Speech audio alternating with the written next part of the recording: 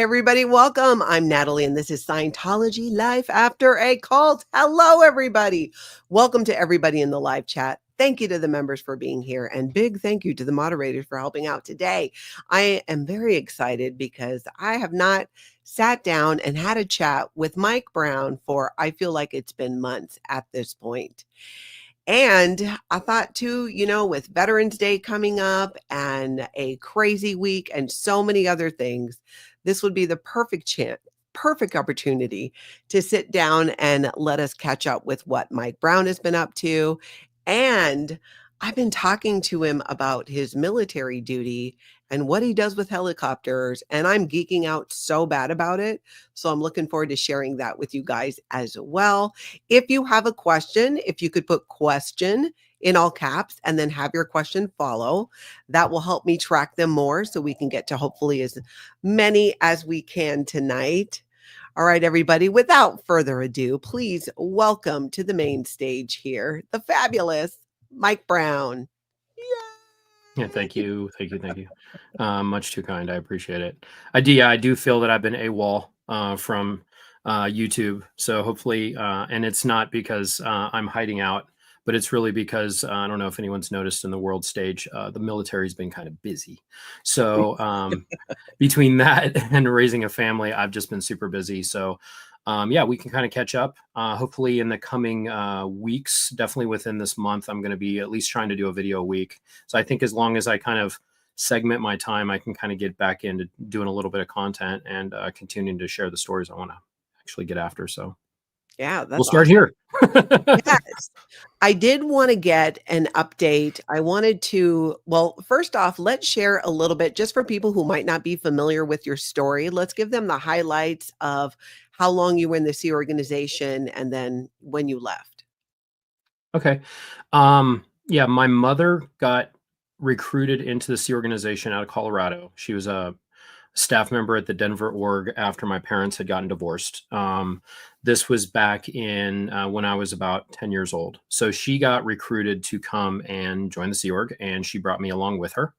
So this was back in 1988, 89 when we arrived in the, well, probably 87, 88 when we arrived in Los Angeles in PAC. And Natalie, I think you were there too. Yeah, If I'm not mistaken, you were in the main mess. I remember seeing you were the teenage Hawaiian girl in the main mess. You're probably a few years older than I am. Exactly. So not diming you out now, but back then you were. Now I have no idea how old you are. No idea. But we arrived there. There's of course a lot of ground to cover, but in simplicity, I became a cadet. I lived in Los Angeles while my mother went up to the international base that is in San Jacinto, Gilman Hot Springs, California. Oh, we're not supposed to tell people where it is, are we? It's confidential, Mike It's Brown. confidential. Oh my gosh, my bad. That if they want to legally reach out to me at all, they're more than welcome to. But yeah, right there in Gilman Hot Springs, she was living up there, and myself and a lot of my contemporaries, we were still living in Los Angeles. And by living in Los Angeles, it means we were almost free-range children in the streets of Hollywood in a very gang-ridden area, living on our own, kind of being kept track of, not really. And eventually a ranch was created. This is one of two Sea Organization ranches that were made. One was in Los Angeles and the other one is up by the international base. It was on the far side of an Indian reservation, which one of my upcoming videos is going to be detailing a lot about that property for some German news crews that were doing investigations at the time. I've been in contact with them, and I'm going to be just kind of laying out more information that they want. So we were up there, and we were being raised in basically as Sea Org recruits. And for those who don't really know, most of the people on your channel do, the Sea Organization is kind of the paramilitary branch of Scientology. And they have a lot of, I guess, naval traditions, just because Hubbard fancied himself some sort of naval officer. He spent a little bit of time during World War II in the Navy, and then he ended up getting out of the Navy. And he, as he was trying to evade tax fraud from the FBI and all that, he created the Sea Organization, and this is what our parents were members of. So we're up there, and the way we were being raised was very much as like sort of, I don't know, it's probably a little bit too hyperbolic to call us like Hitler Youth, but we were being raised in like almost a militaristic, hide from the rest of the world, being groomed to be members of the Sea Organization. And up at the highest levels, it was very high, it was very strict. Um, there were parts of that experience that were both good, and there were parts of that were not good. But what we definitely were is we were child labor, and that's the way that they used us. We were undereducated. Hubbard had a very particular curriculum for the cadets that we were referred to as, and he wanted us schooled in reading, writing, and arithmetic. So we're supposed to have 10,000 word vocabularies so that we could read all of his stuff. We're supposed to be able to write swiftly, legibly, and elegantly. And then arithmetic is just basic mathematics. We're talking addition, subtraction, multiplication, and division, nothing complex. So when you look at that in terms of what he wanted somebody that was beholden to the organization. He didn't want to overeducate us. We weren't being taught social studies, history. There wasn't a normal curriculum that would have resulted in a well-rounded kid that would have finished public school. So most of us were kind of, half the day we would be doing labor, the other half we would be kind of studying. Half of that study time at least was focused on Hubbard's curriculum, all of the basic things that a new Scientologist would be focused on, the communications course, TRs, and all of the things for a Sea Org member to be into as well. So this was our life. When I was about 15, because my mother, I mentioned that when my parents got divorced, my mother went into the Sea Organization. Well, my father was still a public Scientologist.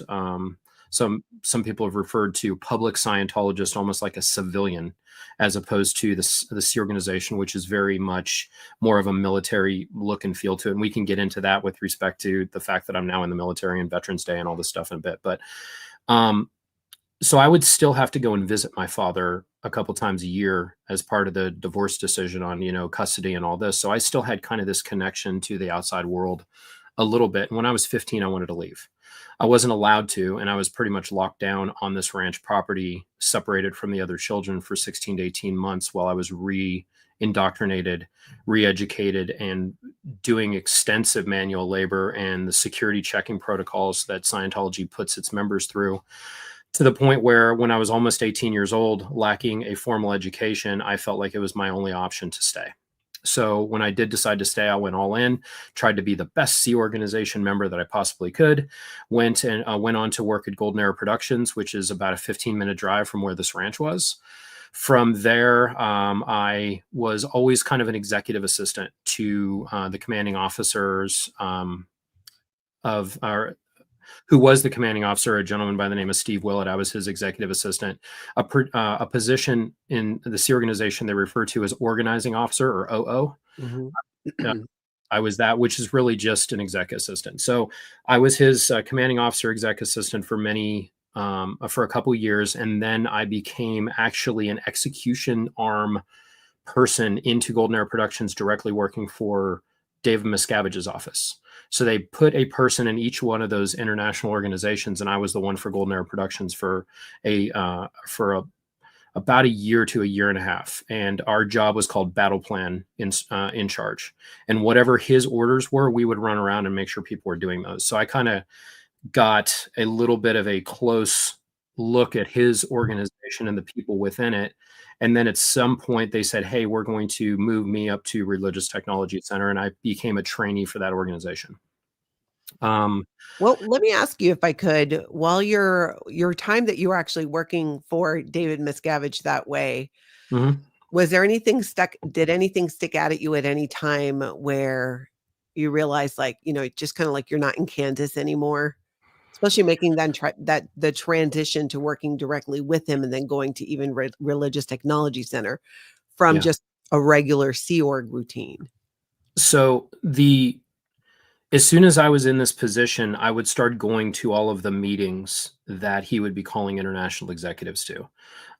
These were meetings that the IMEC and the WDC, so the Management Executive Committee and the Watchdog Committee, all of them would be going to these meetings that he would be constantly calling. And there would be meetings that would be lasting all day where he would just be berating these executives on how horrible they were and how he's having to do their jobs constantly. And it was funny from the very beginning, like I would be called to the meetings. And I remember at one point we're going into a meeting, and everyone that walks into a meeting, he's having them turn in. Remember on our Sea Org uniforms, we would wear these little ID tags. They would say what organization we're in and our job. It was almost like this is by organization, they kind of rack and stack you based off of a ranking. So if you're in a higher organization, you're immediately supposed to be more important than people below you. So as people were going in, he was taking their tags off and he was handing them different tags that were very derogatory. Like it would say like the person would say like, we, meaning like, I'm just doing whatever I want, and like random things. So they would take off their tag and he would hand them these, and they were required to wear them all the time. These are the highest executives in the entirety of the Church of Scientology would be going into these things, and they were just on a daily basis being just degraded. So I would be sitting there. The reason why I was in the meetings is so that I could take notes and I would be kind of up to speed on all of the orders that he wants to then have me and other, making sure the executives are doing. So I'm trying to keep notes of what those things were. At first, I wasn't sure if I was like supposed to get one of these tags too, but he wouldn't give it to us because we were kind of representing him in these organizations, even though we weren't RTC yet. And it was strange to watch, like man behind the curtain, because you would expect all these executives to be like, in all the international events, you have like, they would have these things of all these executives doing these analyses and, writing these letters and typing out and all this sort of stuff.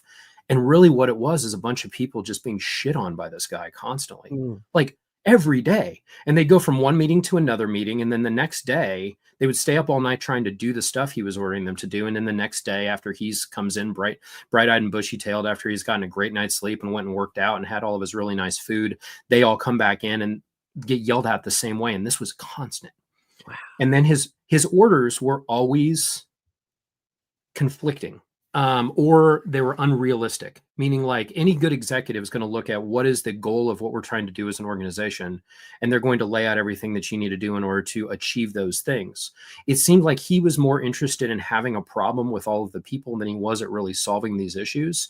And it was very important for him to always be the most important thing going on. And I think it was a strategic thing on his part to dismantle all of these other levels of management so that he had ultimate authority and control. And I kind of was seeing this stuff happen. I was in meetings, like Jeff Hawkins is a good example. I was in multiple meetings, and I think I was at least in one meeting where David Miscavige physically came across the table once at Mike Rinder beating the shit out of him, and another at least twice at Jeff Hawkins, where he would just, and it literally is, we like to screw with the guy because he's little. He's not big. It quite literally is like the scene in Elf where it's like, say that one more time, and he comes running across the top of the table and like jumps on somebody. That is kind of what it's like, but the dude is very intimidating and he's strong too. He's just little. So he would, and then everyone is just watching this happen and no one stops the fight. And then the person isn't even fighting back because he's their boss. It was really weird. And that's when I first started feeling like I am so uncomfortable being here. But when you're in that situation, what are you supposed to do? Not be there? It's like, there's no safe place to go to. So it's almost like better to be in a trusted circle so you're not part of the problem. So I felt like I was kind of hiding out around the edges while I was watching these things happen. What was the reaction to the other, because they were international, these are Scientology's international executives seated at the table. Can you recall it all? Where are they looking at that point? Is everybody just kind of watching him wail on Mike Rinder or Jeff Hawkins? Everyone. So it was this funny thing that people would be in trouble no matter what their reactions were.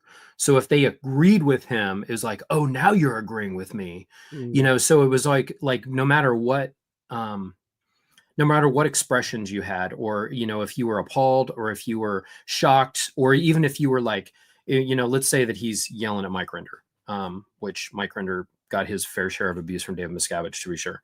And let's say he's yelling at Mike Rinder, and then all of a sudden other people are mad at Mike Rinder at the same time that Dave is. Then he'll be mad at them for being mad at Mike Rinder. Like, why weren't you mad at him before? You know, it's like, you just can't imagine you're in a shit abusive relationship and your significant other, you just can't do anything right. No matter what you say, they're going to talk down to you and just treat you like shit.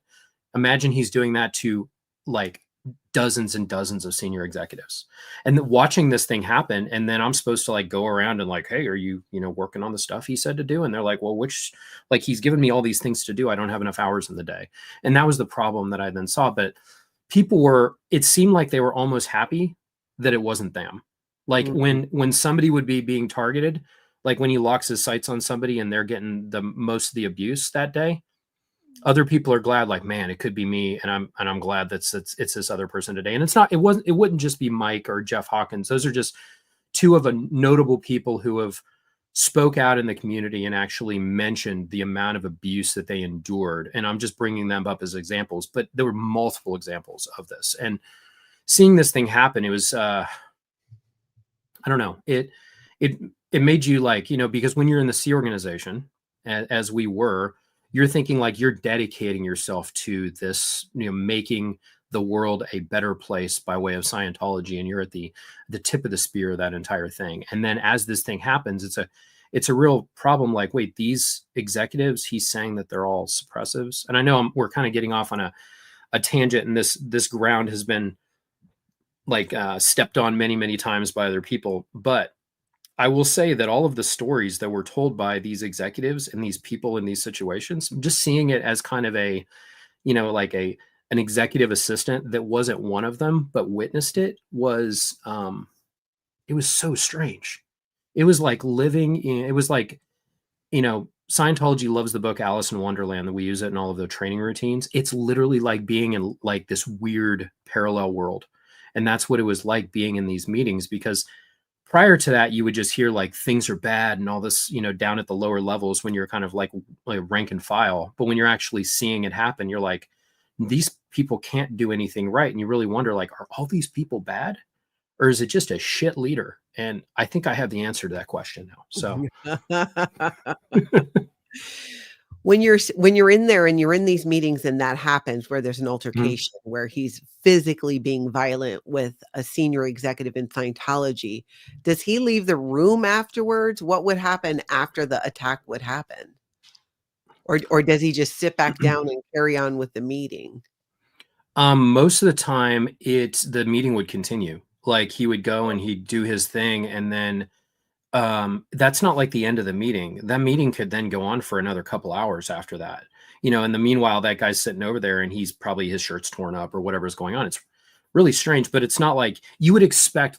If you try to look through the lens of either like, I'm in the active duty military now, or just corporate America. Imagine you're in a room and it's the CEO comes in as his big vision for the organization, and he's going to take all of his executives and he's going to beat the crap out of them. Do you think that board meeting would continue at that point? Or do you think security would be called, and like the police, and like, when you look at it within the framework of a normal society and what is acceptable, none of it makes any sense whatsoever. And it's its own little slice of crazy. And I almost like having that as like a benchmark for what the absolute worst in leadership and management looks like, because I've had a lot of degrees of good and bad leadership throughout my entire life, and I can absolutely say that the Sea Org style of that and David Miscavige's style was the absolute worst. Now, there's a lot to be talked about in terms of all of the real estate progress that he's made and making things very pretty and beautiful and all that, but like, literally, it's been over people's dead bodies.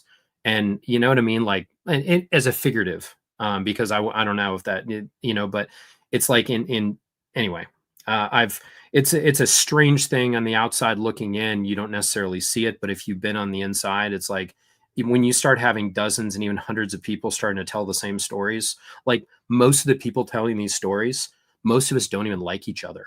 Like, and then we tell the same fucking stories. So sorry, I'm getting a little wordy early in the video here, but like, for instance, like, we're not all on good speaking terms in the real world with each other, but like, the stories are still the same. So And that's one thing that I found very interesting, because this, and Natalie, you can give me your views on this as well. When we were young, impressionable teenagers or children in the Sea Organization, and we were basically indoctrinated to be part of this militaristic, paramilitary organization that was the most important thing in the world, it was almost like there is nothing that is more important than what we're doing. And this was the mindset of, and then you can build in a lot of justification on the way you act with people and all that, but everything had this military look and feel to it. Everything, because Hubbard took like his model from what he thought was the Navy, and he said, let's do this as a Sea Organization. But I can tell you now that I've been in the military, he's taken the worst parts of the military experience and he's made that everyone's day to day in the Sea Organization. Like the boot camp feel when you're going through it and they're reindoctrinating you and breaking down your ego so that you're then being molded into a soldier. And then, because you get people from all walks of life. And then that is kind of like, that is a thing that goes on for like 10 to 13 weeks, depending on how long basic training is, depending on what service. And then after that, you're given a job and you focus on that job. And for the most part, it's just like going to a job, but with extremely dire physical consequences, depending on where you are and what you're doing. But most of the time, it's everyone's talking to each other with respect.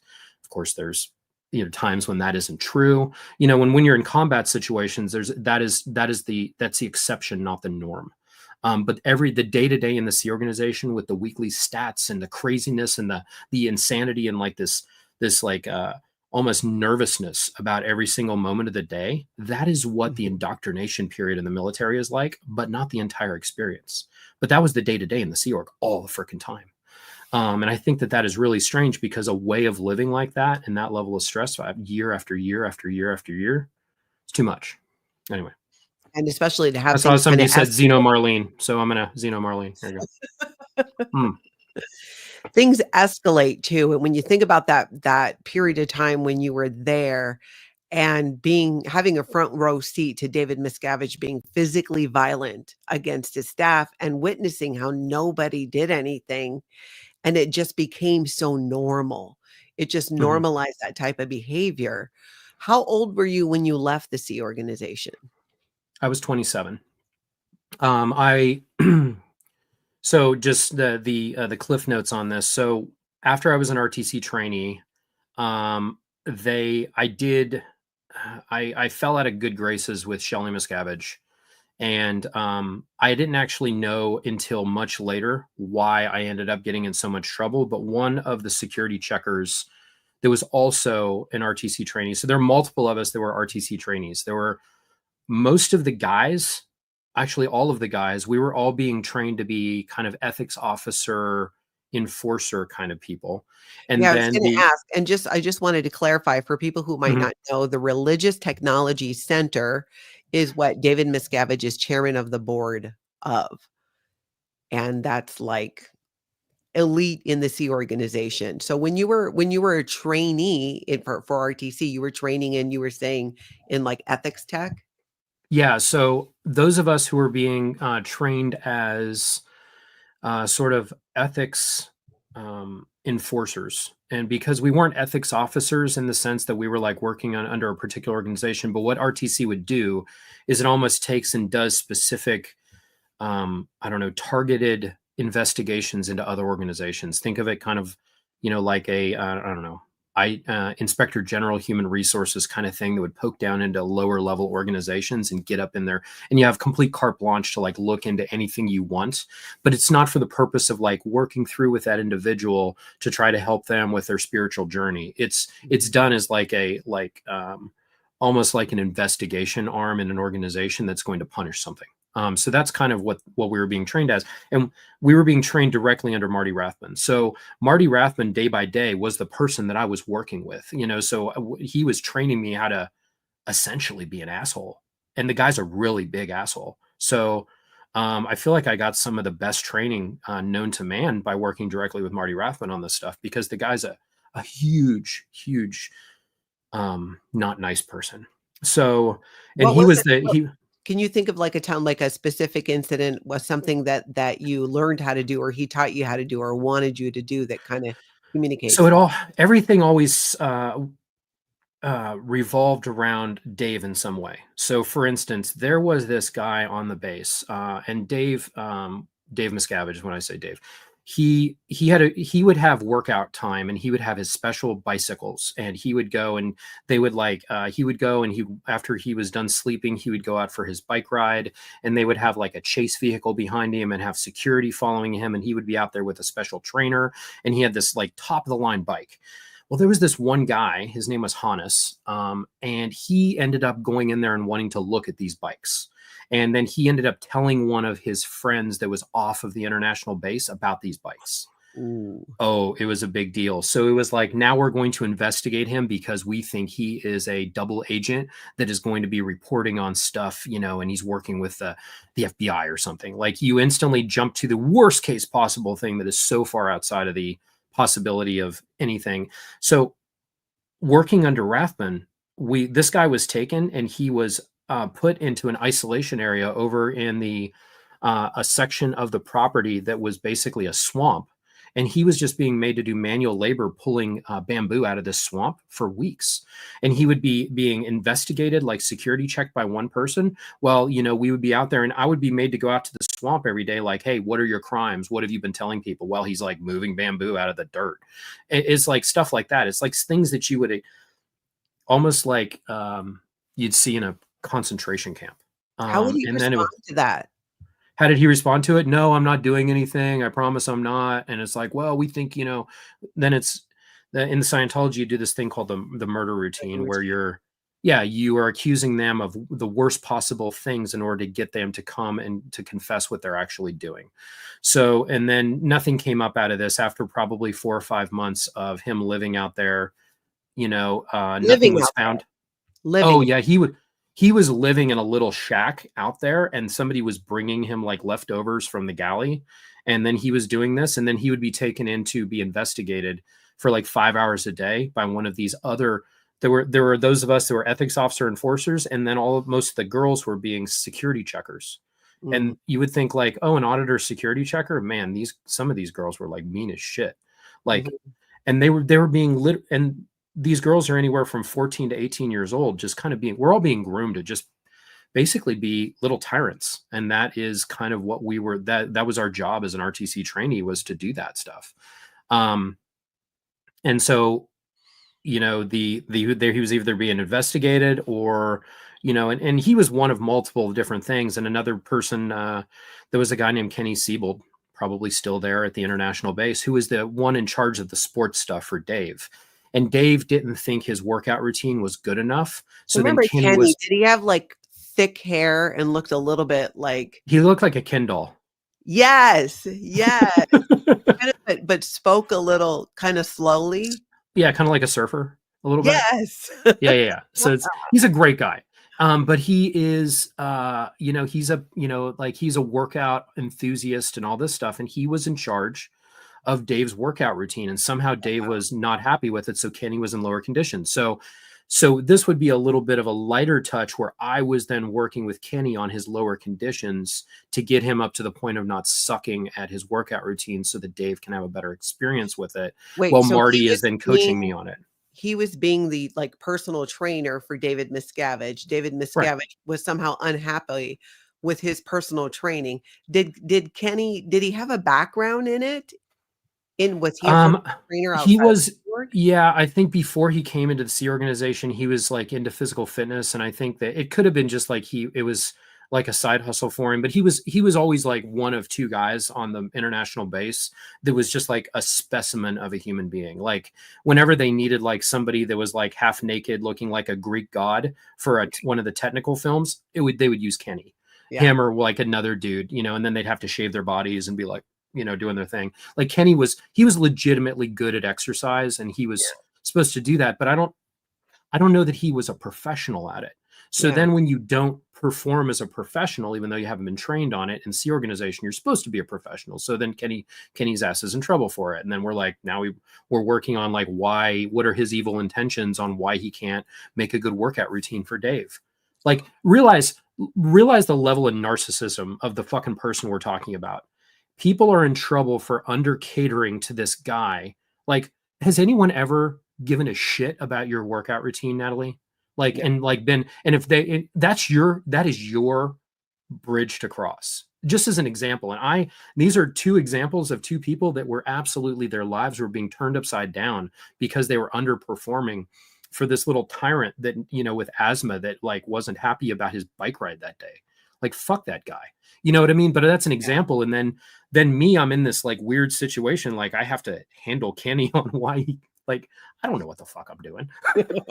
On why he can't come up with something that's not crap for a workout routine for him. Right. And then you start investigating it and they're like, well, why isn't he doing it right? And then it's like he's having marital problems and maybe he's, like touching himself, when he goes to bed at night, and they want to get into that. And they're like, now we're talking about like what he does in his personal time. Like, I don't give a shit. But now it's like, now that's important so that you can like indoctrinate and control these individuals down at a like an individual micromanaged like in like impersonal like introspective level, to the point where they're just like hamburger meat mentally. They'll do whatever they're told. So that was the level of indoctrination. When RTC sets their sights on somebody, they're screwed. Yeah. Like your two options are either to conform or leave. And Yeah. the best thing you could do is leave, because you're going to be made into like a mindless idiot at the end of it. Let me ask you this. Do you think, and maybe you know or don't, at that time you were saying that primarily in the Religious Technology Center, the girls, and they were Mhm. young women, because 16 to 18 were primarily doing the training to be the interrogators, the security checkers, Right. and the guys were being the ethics officer. Was that intentional, or it just ended up that way? I'm just curious if there was any intention or thought put into dividing up the men and the women in that way, or was it just so happened? I I have a feeling that it was probably somewhat intentional. Like, if you think about it, most of us, the men, we're early to mid 20 somethings. We're all physically fit, and we're probably to that degree physically intimidating to people. But and then I think that, honestly, I think that girls are smarter than boys, because I have girls and I think they're smarter than I am, my daughters. And I think that in terms of taking like the auditing stuff, they have more of patience for it. And I don't know, because I've also known men to be like, Marty Rathman was one of the top interrogators, but it seems like for the most part, the men were being used as the execution stuff. And then the ladies, and that might just be because they're not physically intimidating on the same way, because they could be doing an interrogation. And then if the person is not listening to them during the interrogation, they might have one of us stand in the room over behind them, glaring at you while you answer the questions, just to be physically intimidating. So Mhm. even though, like, these interrogations are supposed to be with a security checker, which is like an auditor, and then you would just have the person that's doing the security, like receiving the security check, and that's supposed to be it. Sometimes there would be more people in the room to add layers of intimidation just to get people to come up with some answer. So I think it was because we were larger men, as opposed to, like, most of these girls were like, just like, girls that they should have been in high school. You know what I mean? And they're now being trained to be security checkers. Anyway, that nothing was ever said about that, but it was sort of like, hey, these are the roles that you will take on. And some of these people, some of the girls were already like on lines prior to going to RTC, where they were in either as supervisors or auditors from other organizations. And so they were already through a lot of that pre-metering training, and they were able to get plugged into that a little bit quicker.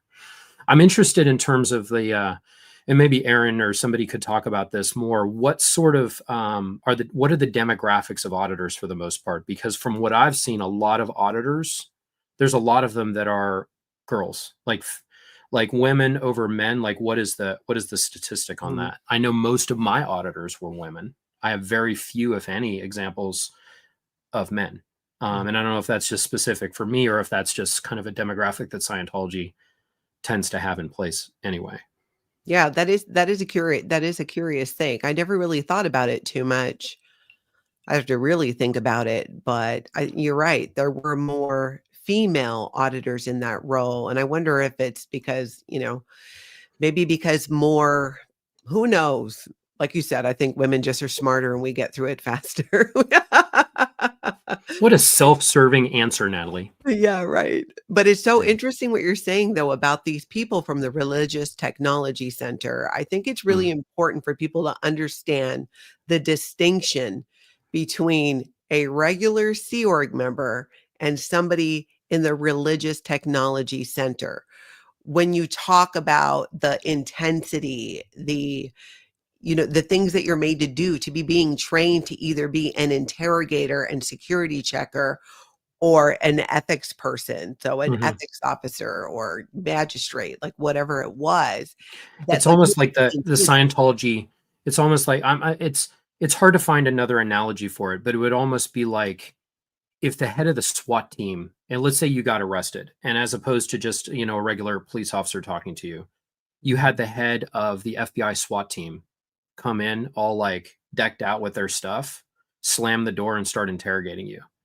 Like you were just like, wait, what happened to Barney Fife? And now I have this like super intimidating shit going on. Like that's the level of disparity between what would be like one level versus RTC when they come in on something. And they can do whatever they want. They have complete authority to like literally take over whatever's going on in that organization and just dig into it. And it's very, very it's very strange. I think it's very chaotic, and there's nothing like it anywhere that I've ever seen before. Yeah. Um, anyway. So you were there till about, you said you were 27, and what So what led I was removed from RTC and I didn't know why. They started interrogating me thinking that I was a plant, not like a house plant, like a fern or like a tree or something. They refer to a plant like somebody that is being put into your organization to spy on you, like you're planted in there by the FBI or the CIA, or they're super scared of the military. So military intelligence or whatever that was. And I was being interrogated about my father, and I was like, this doesn't make any sense to me. And it was like, what have you not told us, and all this stuff. It was just over and over. And there was one girl who was one of these RTC trainees with me. Her name was Laura. She was the one doing it, and she was vicious. She was one of the meanest ones that there was. And I didn't know why I was in trouble for anything. And then eventually, I came up with something that was like some early childhood trauma that was weird or whatever from something that happened to me when I was very young. And then they ended up sending me down to Golden Era Productions. So I was basically busted out of Religious Technology Center as a trainee. I never fully made it into the organization. Until you're through the trainee status, you're almost probational. So it's not like I was a member of RTC, but I was definitely working for them. And I was like, they were supposed, at one point they were grooming me to be Dave's driver. I was supposed to be David Miscavige's personal driver. And, and then Marty Rathman was like, this was like kind of what I was supposed to like be one of his office staff, that, because I was good at driving stuff and operating things. That's just kind of something I've always been good at my entire life. So then I ended up being sent down to Golden Era Productions. I was put in to make the e-meters, and I made the e-meters then for about 2 years. And then I got on to doing some of the book publishing stuff for Golden Era Productions when we were starting to come out with the CDs and all that. And then eventually I ended up blowing. So in 2003, October 2003, so it's been 21 years ago, just a little bit more than a month ago, I ended up escaping. And the reason is my wife at the time, we got married. I was 18 and she was 16 when we got married. We were both former cadets. Her father used to be the auditor for John Travolta down at Celebrity Center, and her whole family grew up in Scientology. Her cousin, or her aunt, her cousin, like her mother's cousin, was Rena Weinberg, who is the one that's in charge of all of the Citizens Commission on Human Rights and all that stuff. Like, she's an executive that's been in Scientology forever. So Sam, who is my ex, was very, very deeply entrenched in all of this. And she ended up having a bad conversation with Dave. She was a makeup artist for him for many, many years. And he ended up being very verbally abusive with her. And she came home and said, I want to leave. And I was like, you're the only reason why I'm still staying. This fucking place sucks. Let's leave now. After we talked about it for a minute, she was like, you know what? I'm just going to come back. I can't blow forever. Even if I blow, I'm going to want to come back, and then we're going to end up just getting divorced. And that was a huge shock for me. My understanding of what our relationship was very different. So I blew. I left. I never looked back. Did you just kind of like walk off the base, or just So I leave was on somewhere else? manufacturing lines because I was working for manufacturing of I was doing the printing of stuff. So anyone that's been in Scientology organizations anytime in the past 22 years, there is a dictionary that is basically a technical dictionary that's attached to like a podium thing that's on this never tear paper. Like I had printed that thing. I'd done a bunch of other things, and I was printing all of the books for Golden Era Productions that would go with all of their lectures, all the CDs, the stuff that was being printed. I was doing that printing. And since then, they've consolidated all those printing lines down at Bridge Publications. And boy, am I excited to do some videos about that in the coming weeks, because I have some cool shit to talk about. Anyway, so I was out on a print job and was off base in Ontario, California doing this. And my decision to leave was almost like spur of the moment. Like I was just like, I can't deal with this anymore. I'm like done. So I had a cell phone and a pager, and I put them in an envelope and dropped them off at the reception desk at this printing house and said, hey, this is a package somebody's supposed to pick up. If they don't, I want you to call this number and let them know this is here for pickup tomorrow morning. And I left. I went and I bought a one-way ticket with a credit card that my ex and I had. And I went and found my estranged father out in Colorado and tried to figure out what to do with my life. So this was in 2003. Mm-hmm. And I tried to mess around doing some printing stuff because that's what I was doing the manufacturing. I was like, none of this makes me happy. I don't like doing any of this crap. And I was thinking back to when I was 15 years old and I wanted to leave. I wanted to leave and I wanted to join the military. My father was a retired military officer. He was in the Marine Corps. He served during Vietnam, and he was a wounded veteran and all that. But so I always grew up with kind of military in the household. My grandparents were in the military. Like it's just something that my family always has members of the family in the military. So I kind of thought back like, hey, if I was able to get out of this shit when I was 15 and now that I'm 27, which is really late to decide you want to join the military, just for anyone that's thinking about it, I want to give it a shot. So I first thought, hey, my dad was in the Marine Corps. Let me go and talk to the Marine recruiters. I should be able to get right in. So I was fairly out of shape when I went in to talk to them. And I only had a GED.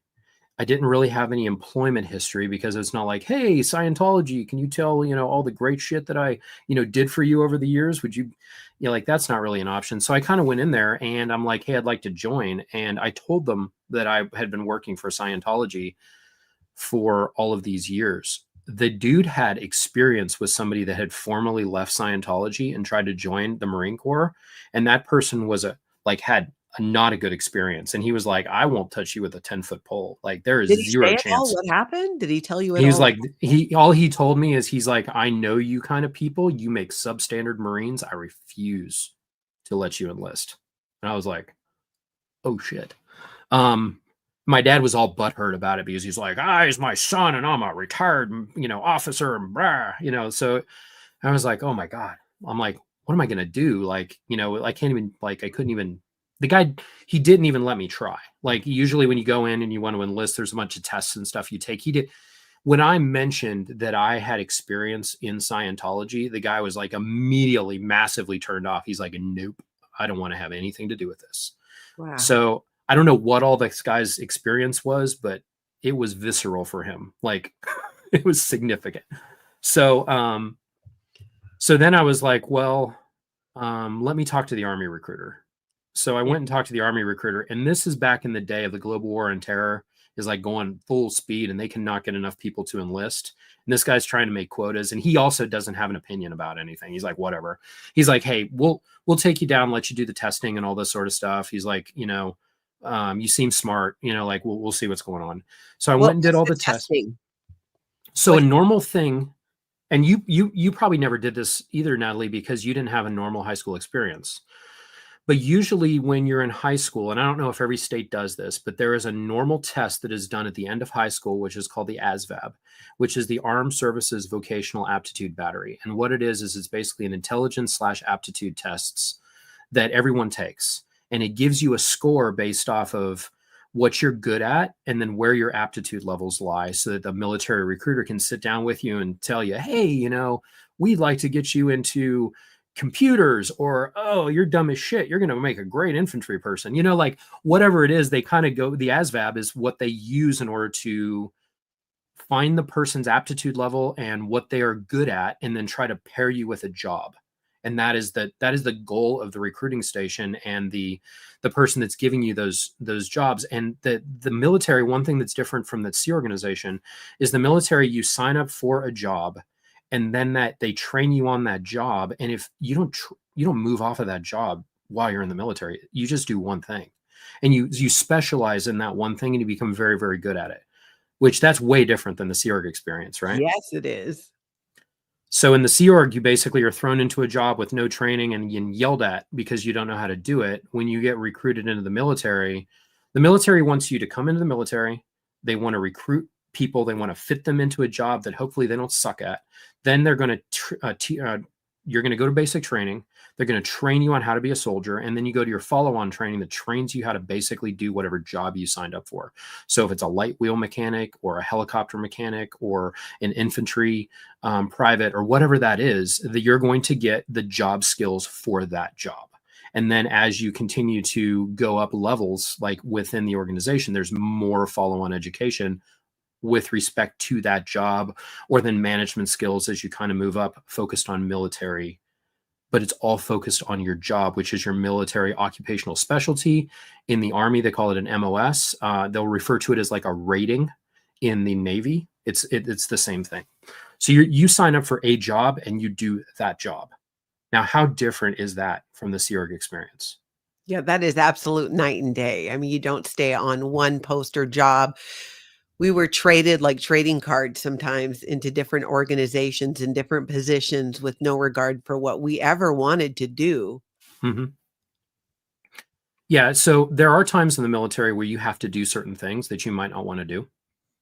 You might have to, when you're deployed, whatever that stuff is, sometimes they will reclass you from one job into another job, or you could say, man, I really want to do that other job. And then you could actually move different branches within the military and try to do different jobs. But that's a whole process that then you go back to initial training, and then you get trained on it. And then you go back, like you have to go through that kind of same pipeline again in order to do another job. You don't just like walk in and say, hey, I'm here to do this other job that I don't know anything about. You're not allowed to. You're physically not allowed to do that job unless you've been trained on it.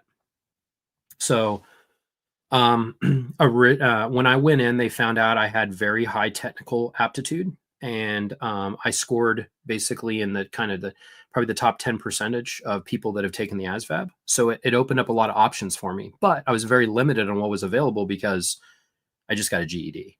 Like the fact that I had a GED was unique even to me in the Sea Organization. Like there's a lot of kids that never even got a GED, like nothing. So I at least had that much. I was able to I wanted to be a pilot, but you don't come in with a GED from the Sea Organization at 27 years old, like, I want to be a pilot. They're like, I bet you do. Chance of that is 0. But I was able to become an aircraft mechanic. So I went through all that training. I went through basic training, did very well with that. Did very well with the follow-on training, and then ended up at my first duty station, which was Fort Campbell, Kentucky at the 101st Airborne Division. And I then did my first deployment. And while we were deployed in Iraq, it was mainly working on helicopters, and I very much enjoyed it. And it was a lot of like kind of learning the military, but it was also, it wasn't a very demanding job from a combat perspective. Like I was on a big forward operating base that was very safe, relatively. Like we would still get mortared and shot at and stuff like that. But I wasn't like doing convoy operations or busting down doors or something. I was repairing helicopters inside of like a compound. So while I was there, I found out that there's this thing called the Warrant Officer Flight Training Program.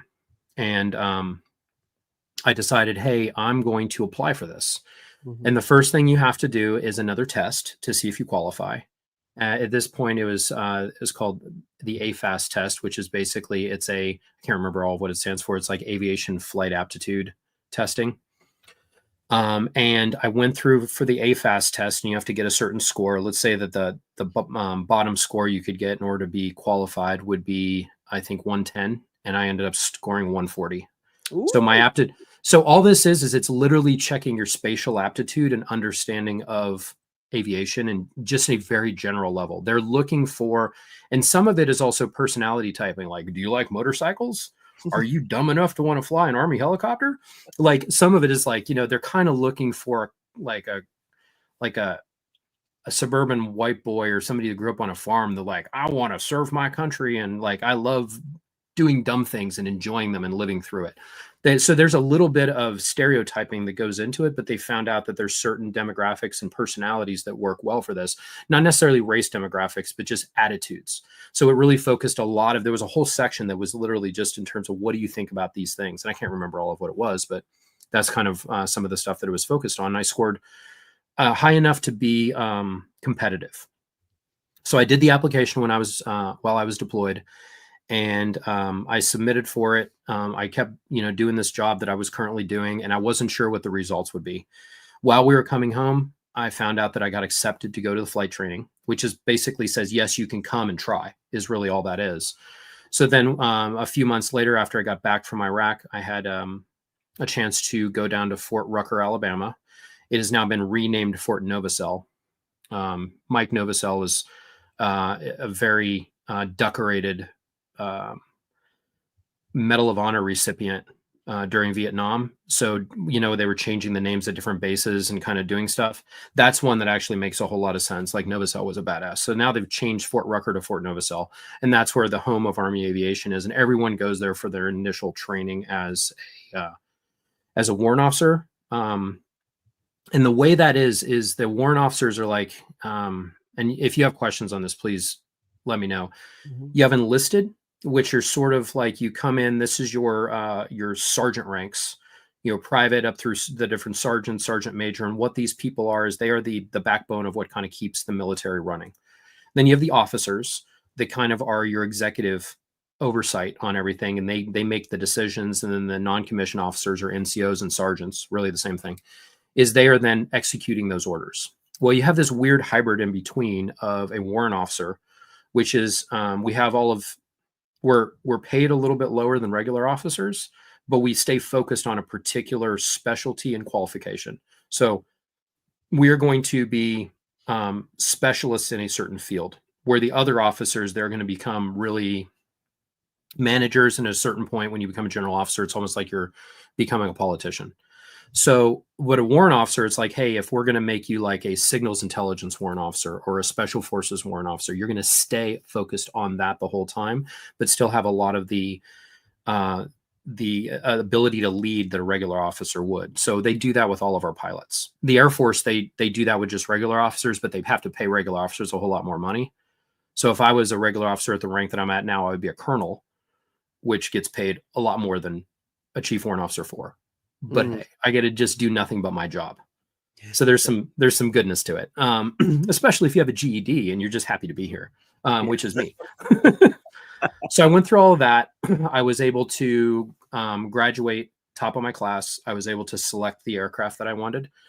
Again, you would think like, oh, all pilots just fly everything. No, that's not true. Everyone specializes in a specific thing. Like we talked about, your specific job. So you could have an Apache pilot who focuses on just the attack helicopter, the Apache, or a Black Hawk pilot, which is their utility helicopter that the Army has. But I fly Chinooks, and I focus just on becoming a very good Chinook pilot.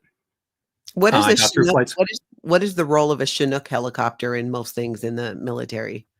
Yeah, it was actually created back in Vietnam as just a large, medium to heavy lift helicopter to move stuff. It has big hooks on the bottom. You can do external sling loads where you're picking up big heavy things and moving them. Has a lot of internal cargo space, so primarily it was a cargo helicopter. Around the time I was going through flight school, I don't know if you remember back in the day, there was this program which was called the Comanche. It was this like hot, like super technical, high, like very, very advanced helicopter that they were creating.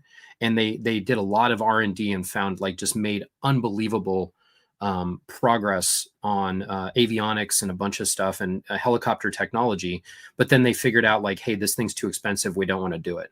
So what they did is they took a lot of the technology from that and they put it into the existing helicopters and they upgraded all of us to like very, very advanced cockpits. So around the time I was going through flight school, they were fielding these very advanced versions of the Chinook and the Blackhawk and the Apache, where we had a lot of this technology that kind of came from this like, you know, almost like alien technology level stuff that was being developed for this like stealth helicopter. And then they just like, hey, let's take all this cool technology and plug it into the existing stuff that we have. Then Afghanistan was really a thing. And the thing in Afghanistan is everyone's probably seen pictures in Afghanistan. It's very mountainous, very high elevation. So when you're flying, especially helicopters are our most vulnerable when we're hovering. It takes the most power to do that. And the higher you are in elevation, the harder it is to do that. So as you go higher and higher and higher, you need more and more power in order to be able to do certain things. So for instance, at these very high elevations in Afghanistan, the only thing that could really fly and be able to do all of the air assaults and missions in Afghanistan was this massive cargo helicopter that they just upgraded all of the avionics on, which is the Chinook.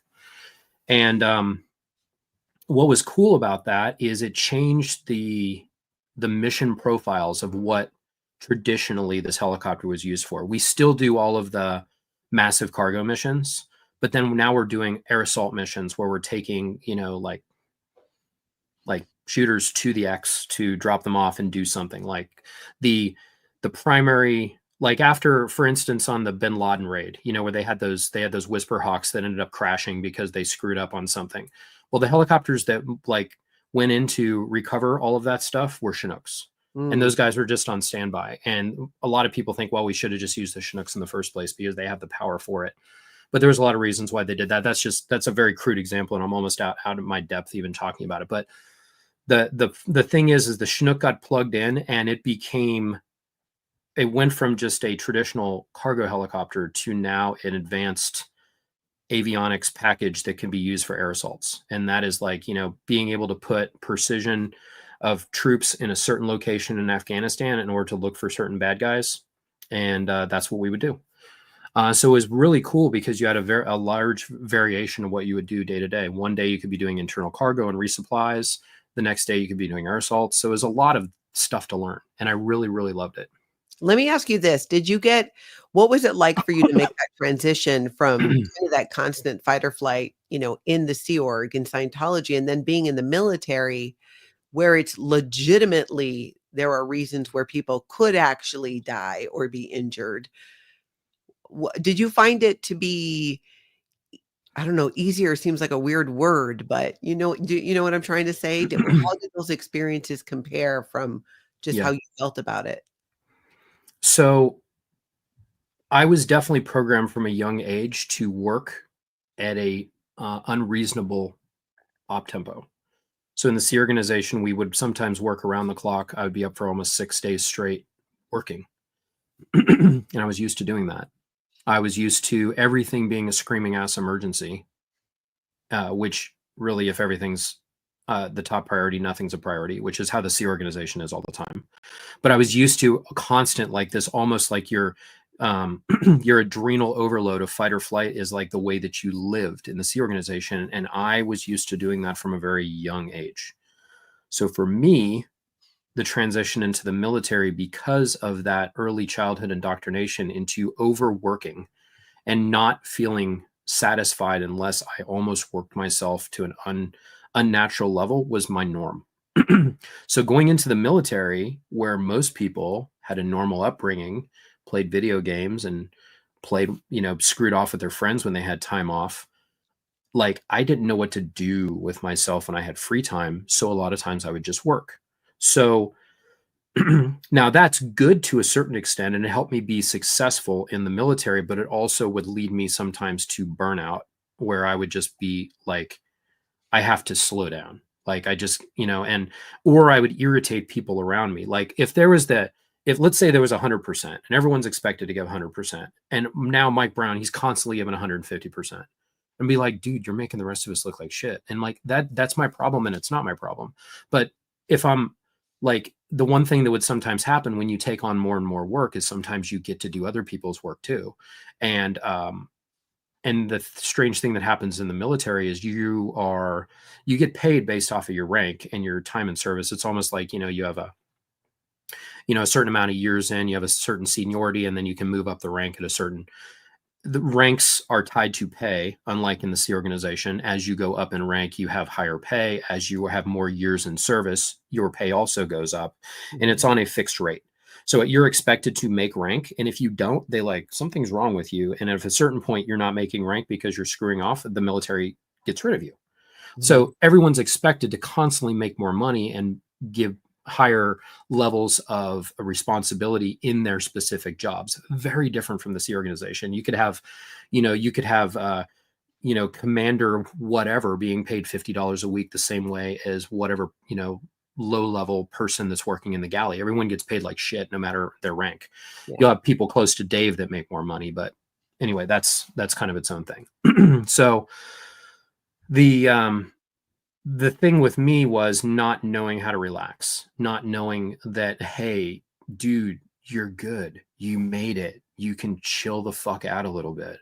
Like, that's still hard for me right now. Like, if things aren't just right, like in my surroundings, like if I'm not able, if like I don't have things organized between the way that I was raised in Scientology and the Sea Organization, and then on all these deployments that I've been on, like there's a place I put my boots, there's a place I put my stuff. So if I have to roll out of bed, my stuff's right there. So if my stuff's not in a certain place, it makes me nervous. So then I'm like, I'm a little bit of a, like, I say that I have CDO, which is like OCD, except for the letters are in the right sequence, the way that they're supposed to be.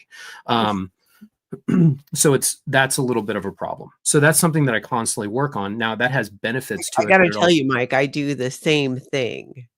Yeah, I mean, it's the way we were living. Yeah, exactly. And it is still a struggle, and it's such a great thing to be able to relax and really feel that, being relaxed. But I relate so much to what you're saying about that, including the, just being ready to go.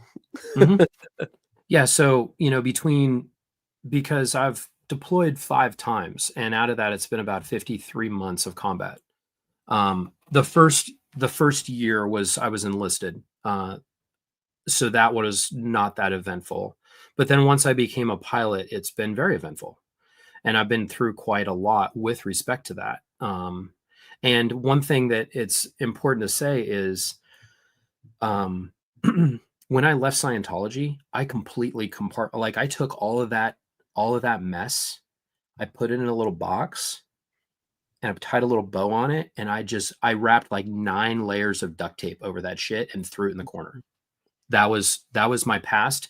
I wouldn't talk to people about this unless they were my very, very close friends. So I have a few friends that I'd confided, like, hey, dude, do you mind if I talk about this? And I say it, and they'd be like, oh my God. And they would get super upset, not about me telling them, but just about how the fuck does this happen in the United States that these things still exist?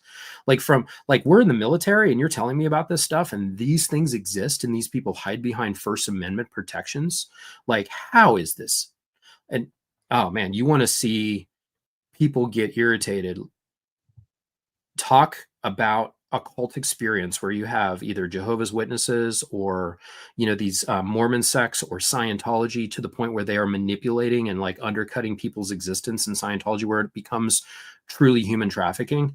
Soldiers do not like that shit at all, because we all have, whether our efforts were in vain or not, have decided to support and defend the Constitution of the United States against all enemies, foreign and domestic. And you're like, how do these people hide behind these luxuries and these benefits and these laws that we have in place for all of to make this experiment of our country actually work? And now you have literally organizations that take advantage of it. It's anyway, it just is what it is. Their minds. So they blew just their minds that this was happening in the United States, still happening. Uniformly, the reaction is anger and disgust towards that organization. And then they start looking into it and they're like, man, you are not lying about this.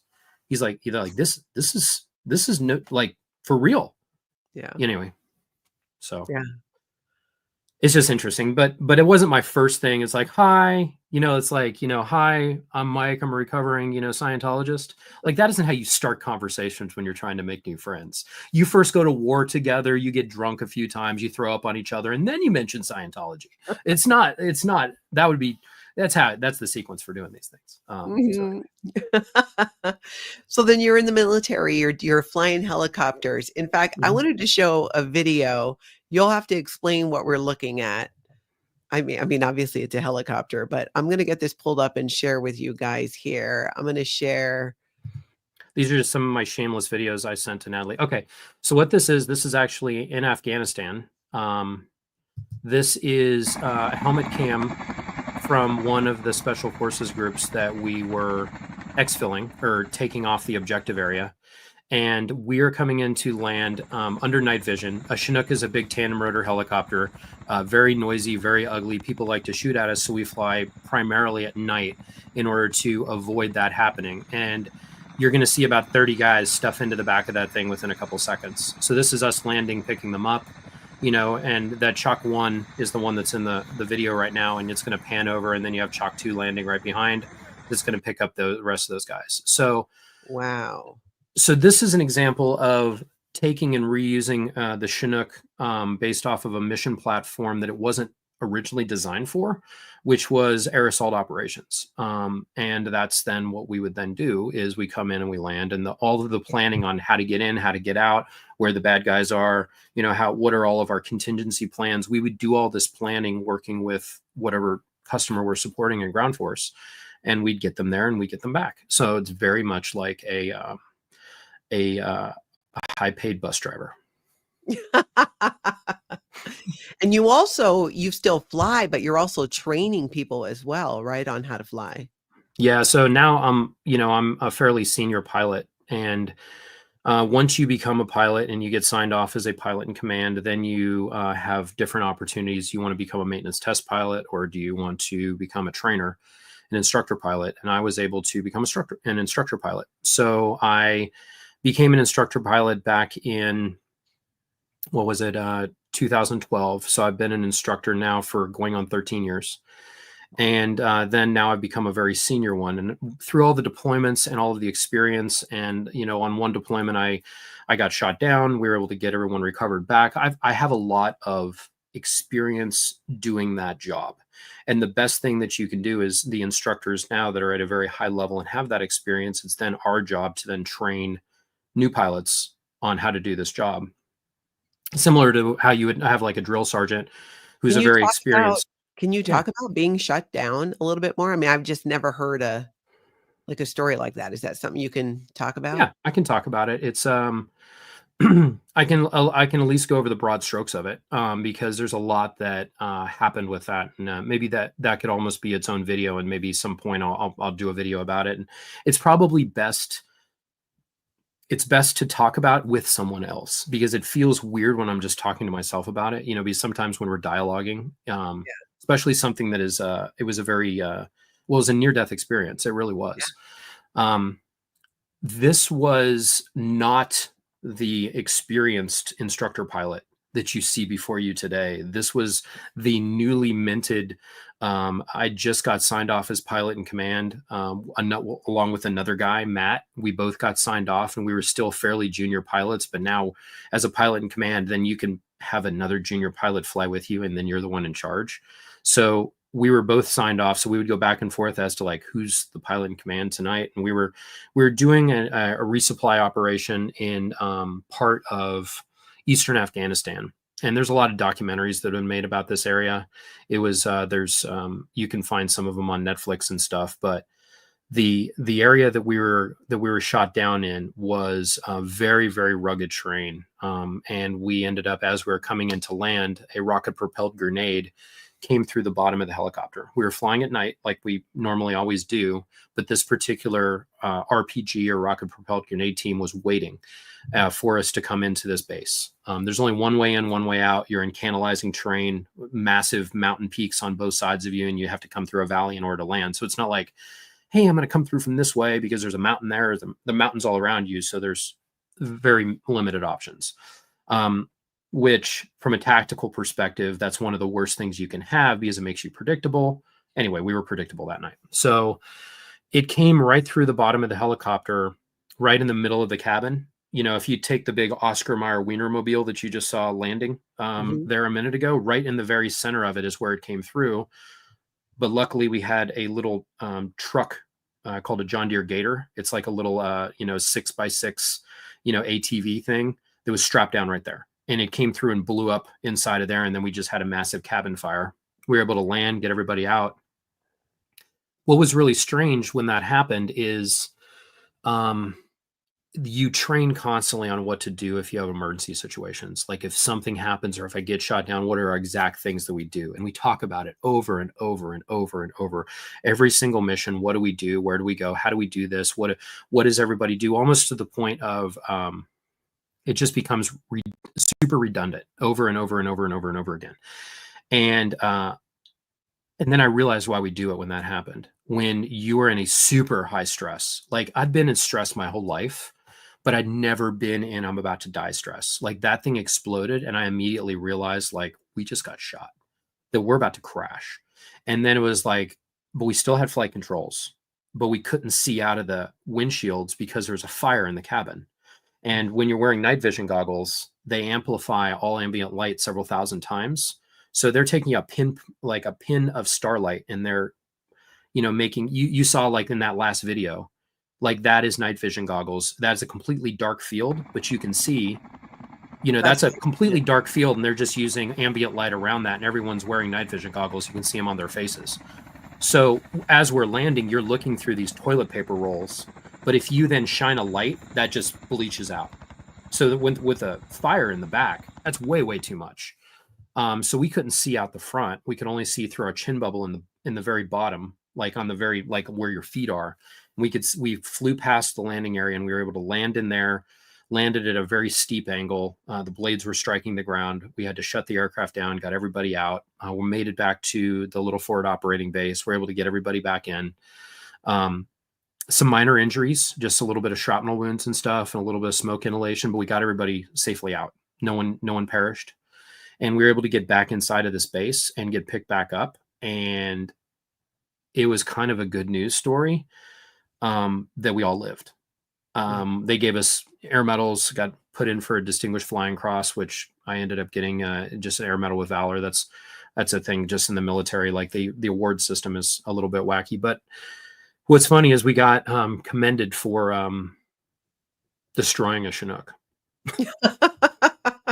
Wasn't our fault. It's somebody else's fault. So yeah, that was what happened then. And this was my first experience working with a mental health professional because we almost just died.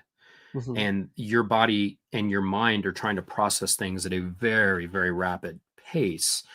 And most people, I'm not gonna say most people, a normal reaction would be to break down a little bit. Like there's a lot of shit that just happened when you kind of like just the adrenaline rush, everything like the while you're in it that day, it's okay. It's the next day when you're trying to kind of process everything that happened. And then all the adrenaline's wore off and you realize like, my God, look at all these bruising all over my body. And mentally I'm like, what happened? So they have this person that comes in, it's a psychologist that sits down with the air crew and literally helps individually process and talk about what happened, talk about it as a group. Anyone can, that person's available for you and they stay with you for about 6 days. And all they do every day is we just talk it over, discuss it. They take notes, they log it in your medical records and they help you process what happened. And you're also in the position of like, hey, if you don't want to fly anymore, you just went through some shit, you're okay. You can take a break. We'll send you home. Like they're trying to figure out like, because they need you able to do the job. And if you can't do the job anymore, the goal would be to help that person process it and get back in the fight. But if you're unable to psychologically or physiologically, then they need to give you a break and give you that help. So what was interesting, at no point did anyone even suggest that we medicate anybody. It was literally just talk through it all, try to process it, talk about it as a group. It was almost, if you can imagine like going to, and I've never gone to AA, but I've heard like people like where you talk about it and you go over, this is what I was experiencing and this is how I felt, kind of sharing your emotions with each other about what that would be. That was what it was. And two of the guys didn't want to fly anymore, and that was fine. They were able to just go work on maintenance. And the other pilot, Matt, he wanted to go to a different base. So we had the Chinooks kind of sprinkled all over the place. So he just went down to a different base. And I was like, hey, I want to get back up and I want to start flying here immediately, because if I sit too long, it's not going to be healthy. Like I need to get back into it, like just kind of get the nerves out. So I went back into it and almost got shot down again the next freaking night. An RPG literally like went underneath the helicopter as we were bringing in external load, blew up outside the rotor system. And I'm like, can I go to day shift and just do like fly with the maintenance test pilots and just like not fly at night and get shot at anymore? And they're like, yeah, it's fine. So then I finished out that deployment. The last 2 months of it, just kind of working maintenance flights and doing stuff during the day. I was still there and still doing, like daytime missions, but not the kind of the crazy night missions that we were doing at the time. That coming back from that deployment is then when I went to the instructor pilot course to become an instructor. That was after that experience. Is the when you get shot down like that and they provided a mental health person, is that something that's always done when there's when there's an issue like that? Mm-hmm. It is. That's So amazing.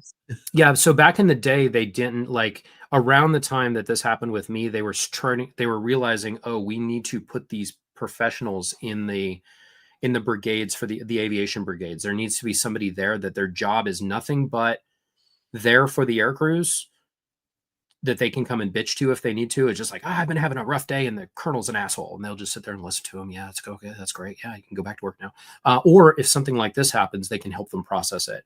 They can also keep their finger on the pulse if people are like having a rough time.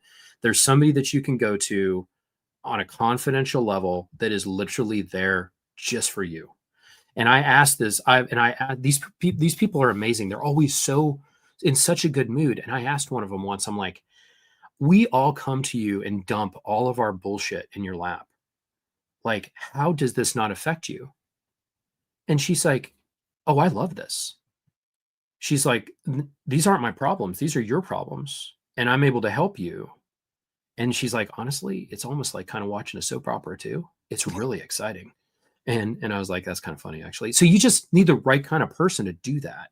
I couldn't do that because I would try to internalize everything that was happening, because that's the kind of person I am as a pilot. They're not asking pilots to be behavioral health professionals, but the psychologists that are focused on aviation mental health, they understand the physiological mental requirements for flight crews, and they're focused on that. It's a specific type of doc that is just focused on aeromedical, and that is all they do as behavioral health professionals, and it's pretty cool. So yeah, those people really helped me in that situation to be able to get back, in the cockpit, being able to fly again. Because if I would have not done it for a while, I probably wouldn't have wanted to go back in. And then it would have been this thing of like this feeling of like, oh, I failed, like, or I let that get the best of me. So that's one reason when I was done with the instructor pilot training, I was still in active duty forces up until like actually deployment units up until 2020. And now I'm just in a training brigade. But up until that point, I deployed several more times after that. And it was important for me to do it because for me, I felt like I learned all this. I experienced all this, and I've accomplished living through these events. I made a lot of mistakes in that whole process. If I can impart what I've learned and help other people not make certain mistakes, and it helps them to be a professional pilot that can do that job better, that's what I love doing. And that's kind of my job now, is I'm able to sit there and tell them all these stories about this certain stuff and say, hey, don't do it that way because this is going to happen because I was stupid and I did it that way and you should do it this way instead. Oh, okay. So yeah, so that's now kind of the refocus of what my job is. I've done over, in April, it'll be 21 years active duty military. And I don't, as a person that is in charge of training instructors now, I am very passionate about doing this, and I don't have any plan on ending anytime soon. Yeah. So That's amazing, Mike. That's absolutely amazing. I want to share this other video. Can you tell us what's happening here? See here. Hold on. I'm going to make sure I turn the volume down a little. Okay, so this is actually at Fort Campbell, Kentucky, and this is flying a Chinook. And you can see up in the center of the screen, there's another Chinook just barely above the trees. Mhm. And we're flying Nap of the Earth. So we're doing probably about 100 knots or miles per hour. And the idea here is try to fly low and fast so that enemy radar can't get you. And this is just training, out there doing training with other pilots and kind of popping up above the trees, literally at treetop level. That's kind of what you do, kind of following the contour of the terrain and doing all this stuff. But I think there's at least one or if not two other helicopters behind me, and we're just all flying off of each other doing it. Just a Wow. typical training flight. Yeah, I really like the job. It's kind of cool. It is. It looks like you could almost be hitting the trees. I mean, it's so close. Well, you definitely could if you don't fly it right. They're right there.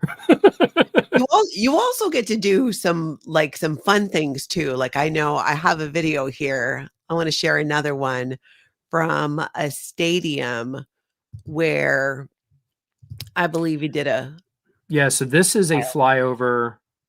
This is Titan in Nashville, Titan Stadium. I think this is 2019. This is a flyover 101st Airborne was doing for the Titans game. I think it was literally on Veterans Day about 5 years ago. And they have a country singer doing the national anthem. And then like on these sporting events, when you have different military aircraft fly over, well, the 101st Airborne Division is like 35 minutes up the road. So this is an easy thing for us to show up. So you're going to have a Chinook in the back, a Black Hawk in the very front, and then you have two Apaches both in the left and right side. So you're in one flying of the through helicopters? Yeah, so the Chinook is the one in the very back. Okay. The big, Oh, the there's big ugly Mike. one. There's Mike. And then kind of fly past, do all that stuff. Fun. People get all excited. Yeah, so I mean, this is obviously supporting national events and things like this. This wasn't the Super Bowl or anything. This was just an NFL game, but yeah, those are things we get the opportunity to do, and it's good times. Now and these are kind of the little fun things but if you think about it, like you have to set the timing to the second on when to be there. Just it looks really cool, and it is, but everything that goes into that for a flight crews to be able to hit for that 5 seconds over the top of the stadium, just at the very end of that song, we're timing it to the second on where to be there. So we're of course using that for a sporting event, but the same timing tools are the ones that we use in real life when we're doing real missions, because when you have to be at a certain area at a certain time, there's a lot of other things going on. It could be the Air Force is dropping bombs, or you have to pick somebody up at a certain time, or whatever that is. Usually down to the second is very important. So those are always good training opportunities. And it's like, oh, you're out there doing something. Well, we're constantly training, and you have to train until you don't train until you get it right. You train it until you can't get it wrong. Like that's kind of the mindset that we try to go at. You repeat it over and over and over again until it's like you can do it in your sleep. That makes a lot of sense. I'm going to pull up a couple of these questions and comments. Chuck, the Religious Technology Center does still exist, unfortunately. It's Anna like a from turd Canada. that won't flush. Exactly. Will not flush. Thank you, Anna, for being a member for 4 months. She says Mike Brown is exceptionally credible and kind. Oh, thank you. It's very nice for her to say. Let's see. Here is a question.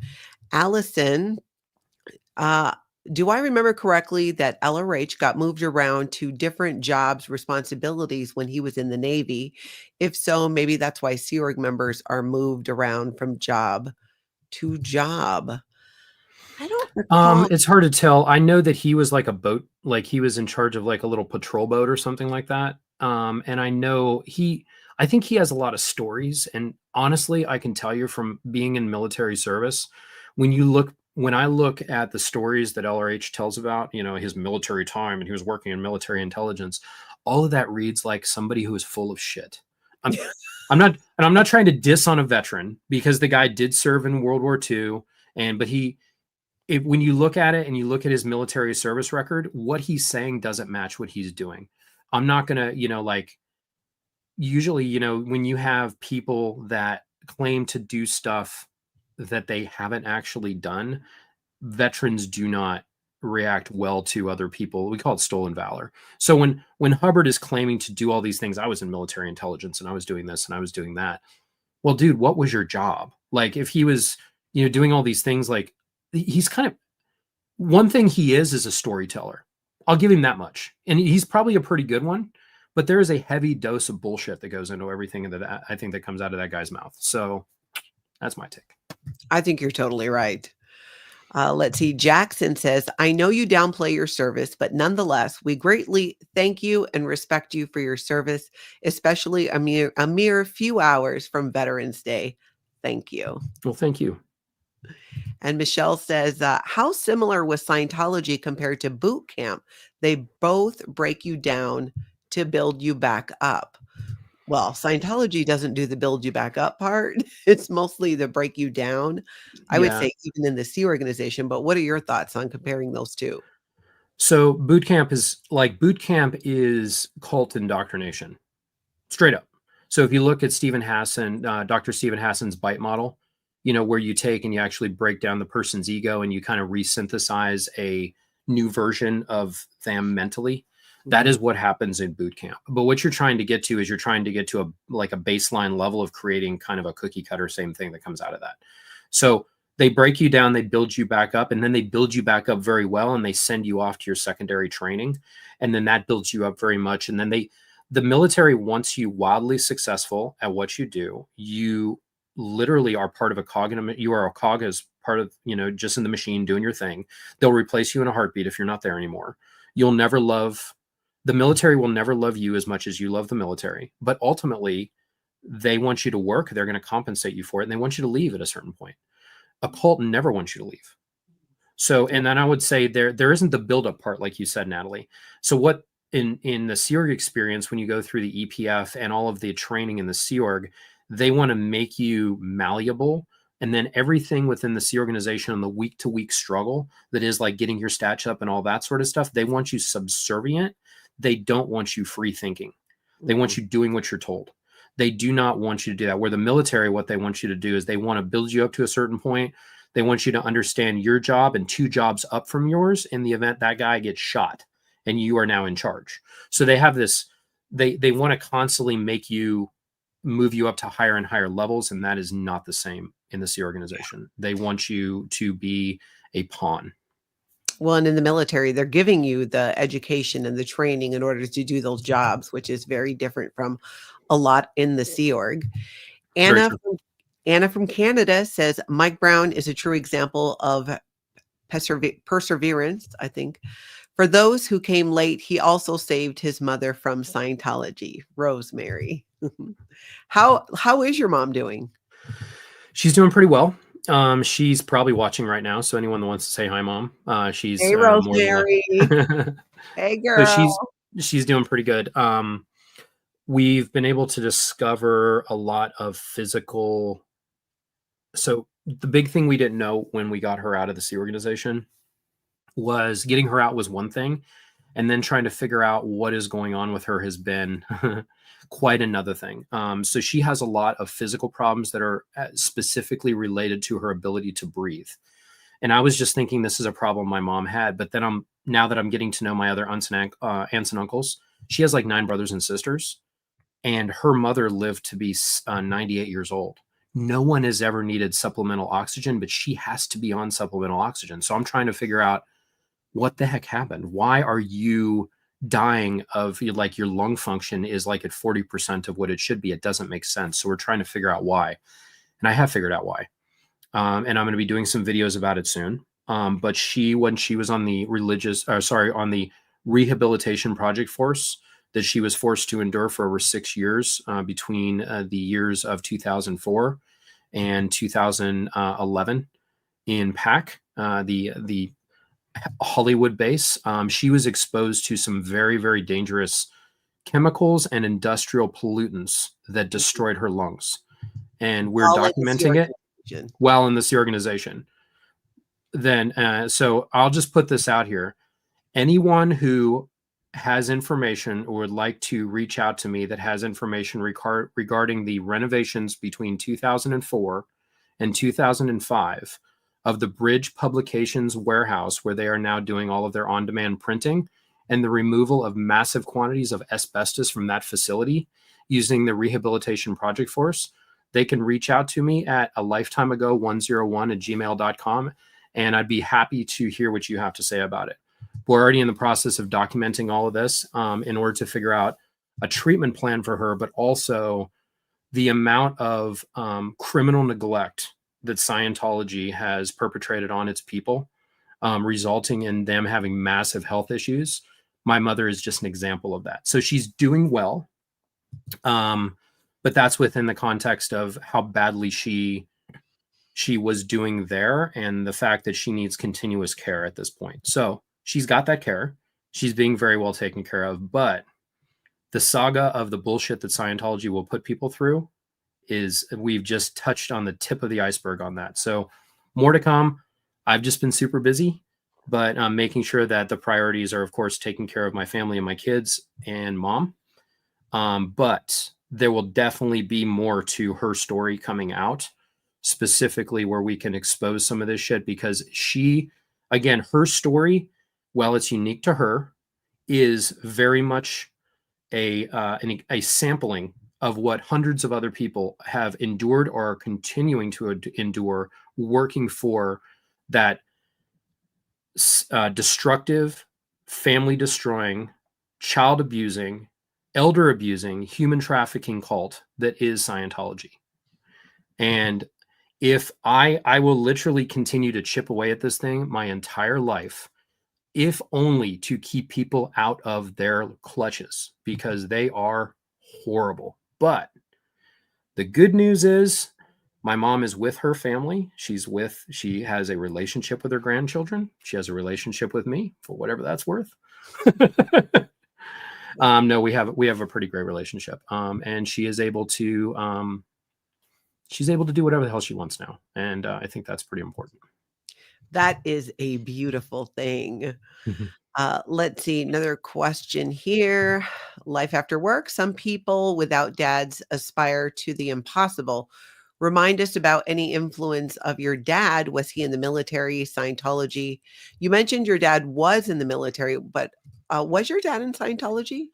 He's the one who got us into Scientology. So when I was 7, so my father was a PTSD'd out, blown up Vietnam veteran, and he would constantly go from self-help thing to self-help thing to self-help thing. And he would do yoga. Like, I remember when I was a kid, I'd come into his room and he's standing on his head upside down naked, like doing yoga. And I'm like, oh shit, I walked in the wrong time. Like just like whatever shit he would be into. And he would constantly go from thing to thing. And he got into Dianetics and Scientology in 2007, drug my mother and I into it, and then ended up cheating on my mom and leaving us for another woman. And my mother wasn't really sure what to do now as a single mom. She was already kind of plugged in with Scientology, so kept doing Scientology and would continue going down to the org. She was trying to, she didn't want, this is a thing that Scientology is a bit of an entrapment thing on what they do with families. They will constantly paint a picture of the world as a dangerous place, which it is sometimes, to the point where people have to leave normal society to plug in with Scientology is the only thing that'll keep their family safe. They have to hide from normal society as opposed to integrate with it and make it better. So you're like, I want to keep my kids and my family off drugs. Then the only way to do that is if I'm a part of Scientology. And she fell for that hook, line, and sinker, and then ended up joining the Sea Organization and taking me with her, thinking she was getting involved in a church group. Yeah. It was not quite what she was thinking it would be. But once you are there, it's very hard to get out, especially when they're constantly indoctrinating you. You're not sleeping. You're busy. The days are long, the years are short. And before you know it, you're there 35 years. And that was what happened. So my father was in the military. He was not a nurturing person. He had a lot of PTSD, and that made it so that the at-home tension was very, very high. And he wasn't, and I know I'm not a perfect dad. And sometimes, we all lose our tempers and stuff like that. Just like normal parenting things that we all struggle with. But I love my girls and they love me. Like they like to come and they like to cuddle with me on the couch if we're watching a movie and stuff. Like, they physically want to be around me. And I think that that's good because I never remember wanting to physically be around my father. Like Yeah. I didn't, you know what I mean? Like when I'm out with my daughters, they'll be close to me and they'll hold my hand and stuff like that. Like a dad should. And I never had that. So, we kind of got drug into the Scientology thing and then dumped with it. And He didn't continue. he kind of did and he kind of didn't. He was a public Scientologist, but also like you would probably consider him an illegal PC because he had a security clearance in the military. I think he was a rock slammer. He And just for was people who always don't know, that just means when you're holding on to the e-meter can, there is a phenomena that the needle does where it just like kind of like does this and slams back and forth. And that's supposed to be an indication that you have evil intentions. yeah, so they were always trying to sell him, like the what is it, the FPRD, the false purpose rundown, as a public in order to get him to do that. And I remember he was always plugged in with Scientology and all.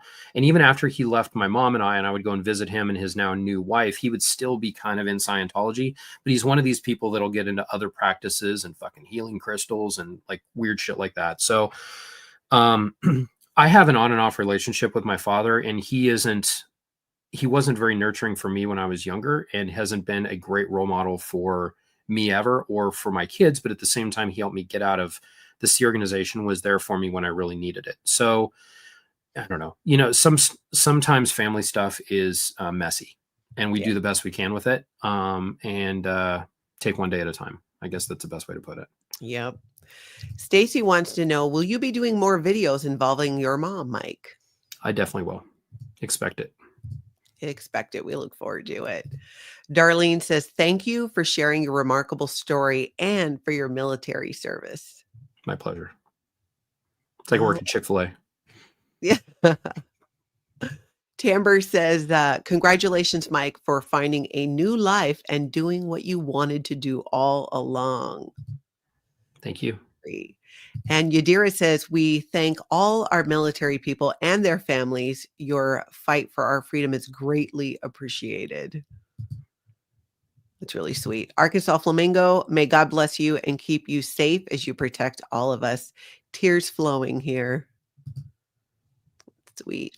Mike hates words of affirmation. I definitely do. It's a hard for me thing to do. But I very much appreciate everyone's support and the kind words. It means a lot to me, and it's not something that I'm good at receiving admiration, but I do very much appreciate it. A thought just regarding the both the YouTube landscape and the national landscape, because I have been in the military now. I joined during the Bush administration. Mm-hmm. I served during the entire Obama administration and through the Trump and Biden administrations. And I've been through all of these things. And as military members, we are very apolitical. We're allowed to have our opinions, but at the same time, we usually keep them to ourselves.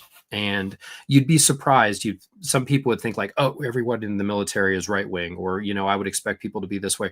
You have a complete diversity between that. And what is great is all of us show up to try to focus on and do the jobs that we're supposed to do. So I remember when Obama got elected, I wrote something on my social media there about, because there were a lot of people, and I have friends on both sides of the political spectrum. And for me, if people want to know my political ideology, I would say it's none of your fucking business, because it's not important. And this is why. What's important is I show up and do my job, but at the same time, if people in the context of a friend that I can sit down with and we can actually have a conversation, it's important for me to be able to talk through things with people. And I know that I have fallen short of that on some of the YouTube stuff in the past. And I'd like to be able to talk through things. And if people want to talk to me, they're by all means, I'm happy to do that as long as it's a productive conversation that two people can have face to face. But I see a lot of things in our current society where people politically are very divided. They either feel well represented or not represented. And I think it's important that we all try to continue to be supportive of one another, work together, and try to find more of what we have in common than as opposed to what we have apart. because especially everyone that's in this space for the most part on dealing with the Scientology stuff, a lot of us don't necessarily get along, but I don't think we need to. But what we do need to do is we need to figure out is the person a net benefit one way or the other to what we're doing, and then try to stay focused on that within our space. And I'm talking a little bit more about just the YouTube space in terms of the focus on the bullshit that is Scientology and being able to bring that to the forefront. But that also applies very much to the political space, being able to move forward and to try to find out more of what we have in common as opposed to what we have apart. And I remain very apolitical in my external facing life because it's very important for me to make sure that everyone has the ability for the Constitution to be a true thing. And I have some problems with the way that Scientology is weaponizing the First Amendment, and that is its own thing. But I, at the end of the day, believe that Scientology and Scientologists should have every ability to believe whatever they want to believe. I just believe that they should not be able to hide behind IRS tax exemption and should be able to be held accountable for documented crimes. It is fine with me if you wanted to believe in Xenu and all that bullshit. Mm-hmm. Cool. Mormons love their magic underwear and Christians love their crosses, and everyone loves whatever they love. It is good. Have at it. But what you shouldn't be able to do is to violate other people's personal and civil rights and to fucking be able to hide behind religious exemptions. That is not cool with me. And I don't think that that has anything to do with the First Amendment. I think that people have weaponized it and are hiding behind it. So I know I'm kind of all over the place with all this, but for me, all of these things are kind of intertwined, but a lot of it is people need to try to come together as much as they can against common things that they don't like. And it doesn't have to do with a personality. It has more to do with where are we going overall, and can I be nice to my neighbors? I've had some neighbors that literally have told their children that people who have the opposing political sign in their yard moved. Like, hey, I want to have a play date. No, they moved. And their 3-year-old's like, oh, okay. Like, what? Like, that's not the best. My hope would be that those people could come together and find out, do they just completely disagree with everything? I bet they have more in common than they think. I agree. But I think we need more of that communication. Anyway. No, well said. Well said, Mike. Let's see. Yadira says, we thank all our military people and their families. Your fight for our freedom is greatly appreciated. Let's see. I grabbed that one. Sins of Scientology says, Mike, thank you for your commitment to serve this country. We honor and appreciate you. Jersey Jan has a question. Is seeing the mental health person looked down upon, is there a stigma attached to it? So I think she's talking about when you got shot down and you saw the mental health person. So with that one, they're like, you got shot the fuck down. We need to talk. Like, they come to you, you're not going to them.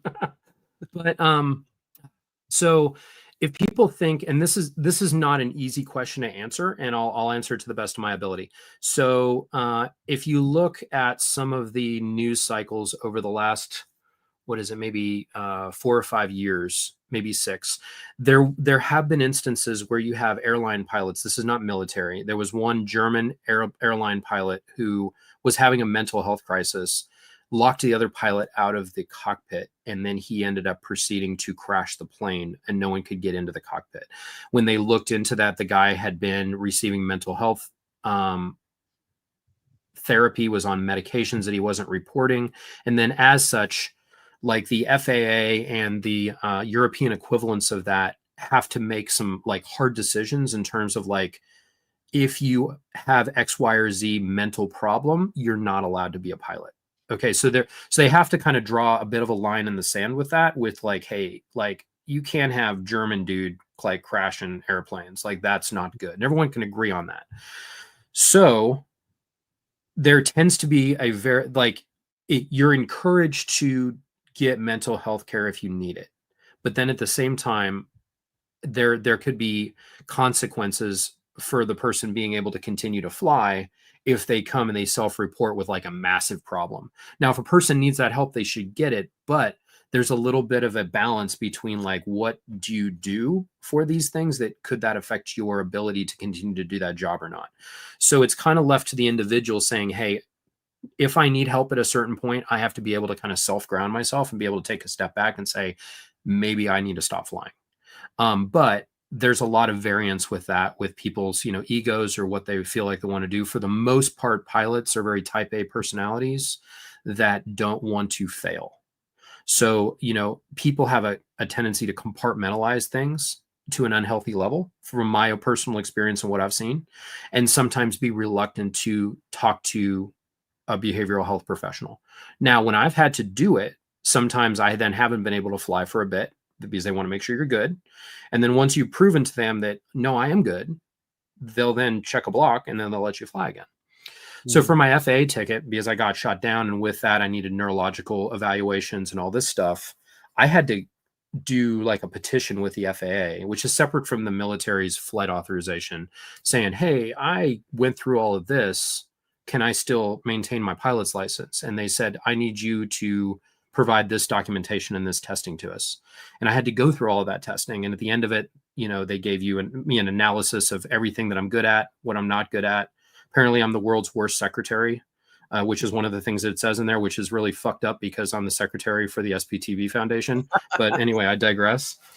But I shouldn't be a traditional secretary. Apparently, I'd be horrible at it. I'd be a great graphic designer. I'd be a great pilot. I'd be good at designing things. But I'm not good at sort of administrative work for someone else. It's I'm low aptitude for that, high aptitude for other things. So I found out more about myself than I really wanted to know through that process. But at the end of it, I was able to get what's called a continued or special issuance from the FAA saying, hey, you're good. You don't need to worry about this anymore. It's documented. Unless something else comes up, you're solid.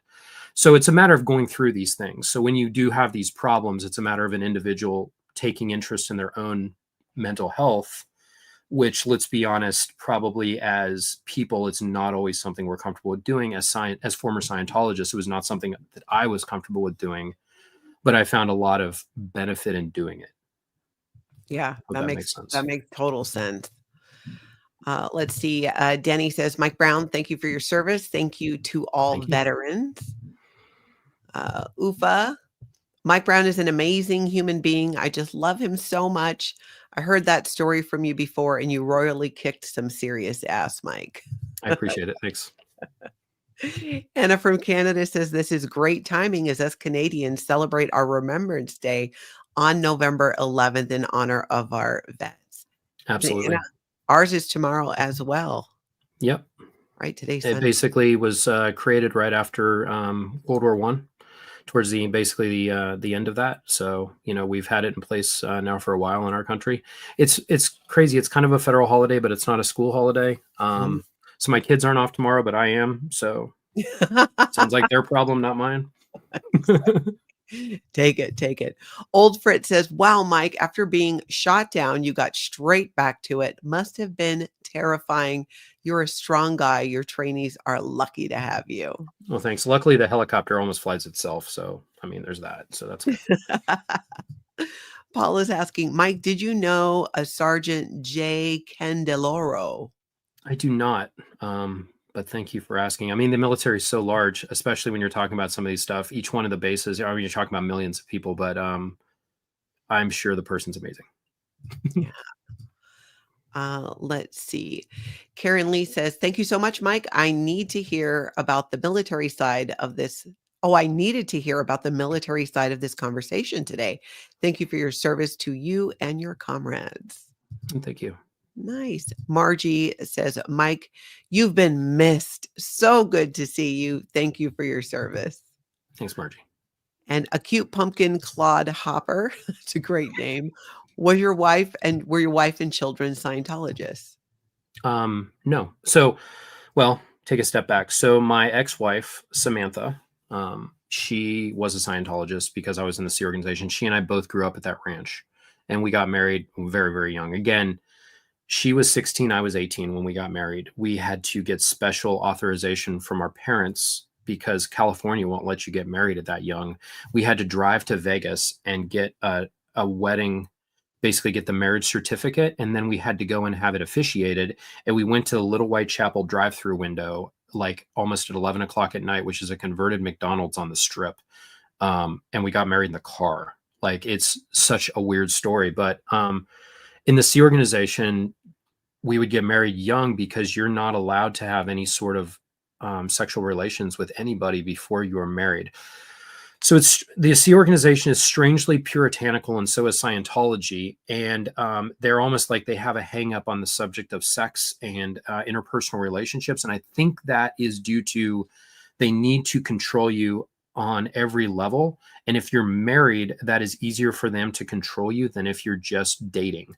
So if people have interpersonal relationships, it's easier to separate out from the organization than if you're married. I don't know. It's just a thing that they would do. So strangely puritanical, but then when it comes to any sort of sexual abuse or sexual assault, they'll do everything they can to cover up and not help the victims, but then keep the perpetrators safe. It's very strange. You would think that they would shun that person and kick them out, but they actually try to cover it up. So for such a strangely weird, divisive thing that they do, I think it's just another control mechanism internally to try to keep people under wraps and doing exactly what they're told. But they don't like a lot of free thinking, even though they constantly talk like, think for yourself. They're all full of shit. Yeah, so anyway. Very true. Wisconsin Barb says, we'll definitely catch this on the replay. Thank you so much for your service and sharing with us, Mike. Thanks, Barb. And Jersey Jan's asking, how did you learn to be such a great dad with not such a great example to follow? Well, I knew what I didn't like. There was that. And I think I'm kind of just a different person from my father. And I have a really great wife. So I will default to her for a lot of decisions on parenting, because we were raised very like a lot of physical violence in Scientology in terms of like the way that we were addressed while being cadets. And it was, there was even spanking that was allowed of some kids that would be done by the adults at a certain point. And it wasn't nurturing at all. So for lack of that example with stuff, I will look to my wife and we try to make decisions on everything together on that. But I lean on her probably more than I should in order to address some of my shortcomings that I know I have. I hope that answers that. Yeah. So your current wife was never in Scientology, and your children were never in Scientology.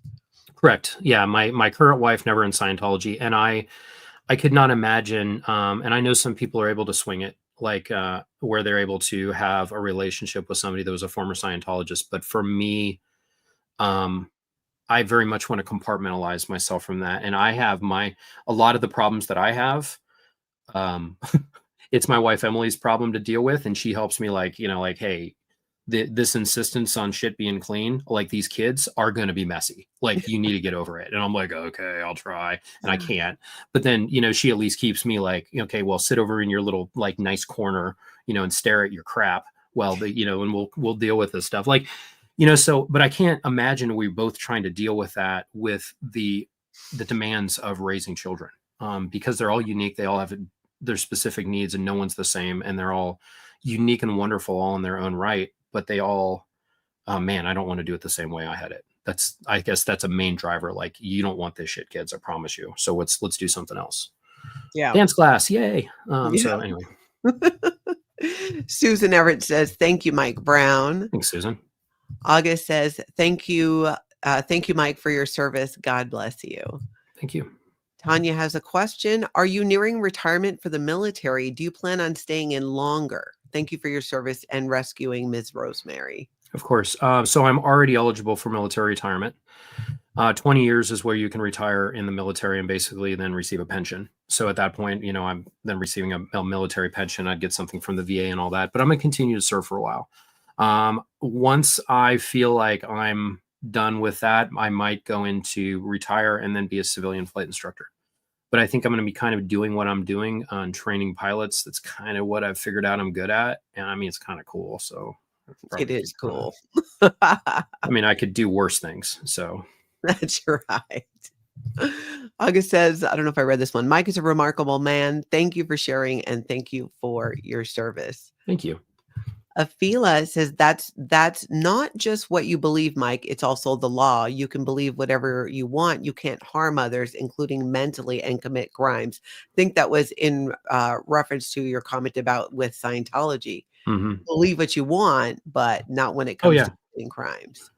Absolutely. So, and that's the thing. That's the thing I think is so egregious about most of people's complaints about Scientology. And they're trying to slowly retool their shit a little bit. You can see like they're trying to soften up certain things, but really Scientology is going to continue to be a mess just because it's a mess from the start. But they are hiding there. If right now they're like lawyers are reluctant to take on cases against Scientology just because it gets wrapped up in all of these religious exemptions that they're able to enjoy because they have religious standing.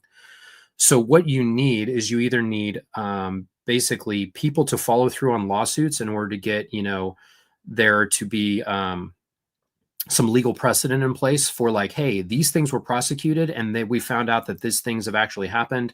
Grand jury investigations, things looking into Scientology in terms of their racketeering practices and the things they're doing. That is literally, they're a for-profit organization. They can religiously believe whatever they want, but they are literally pay to play. If you want something, you have to pay for it. That is not the model for religion.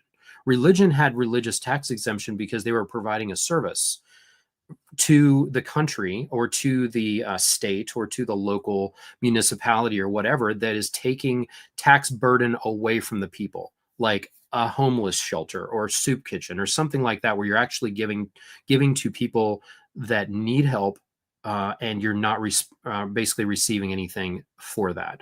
That is what you're supposed to get with the charitable givings and the tax exemption. Scientology literally has tax exemption for the shit they sell.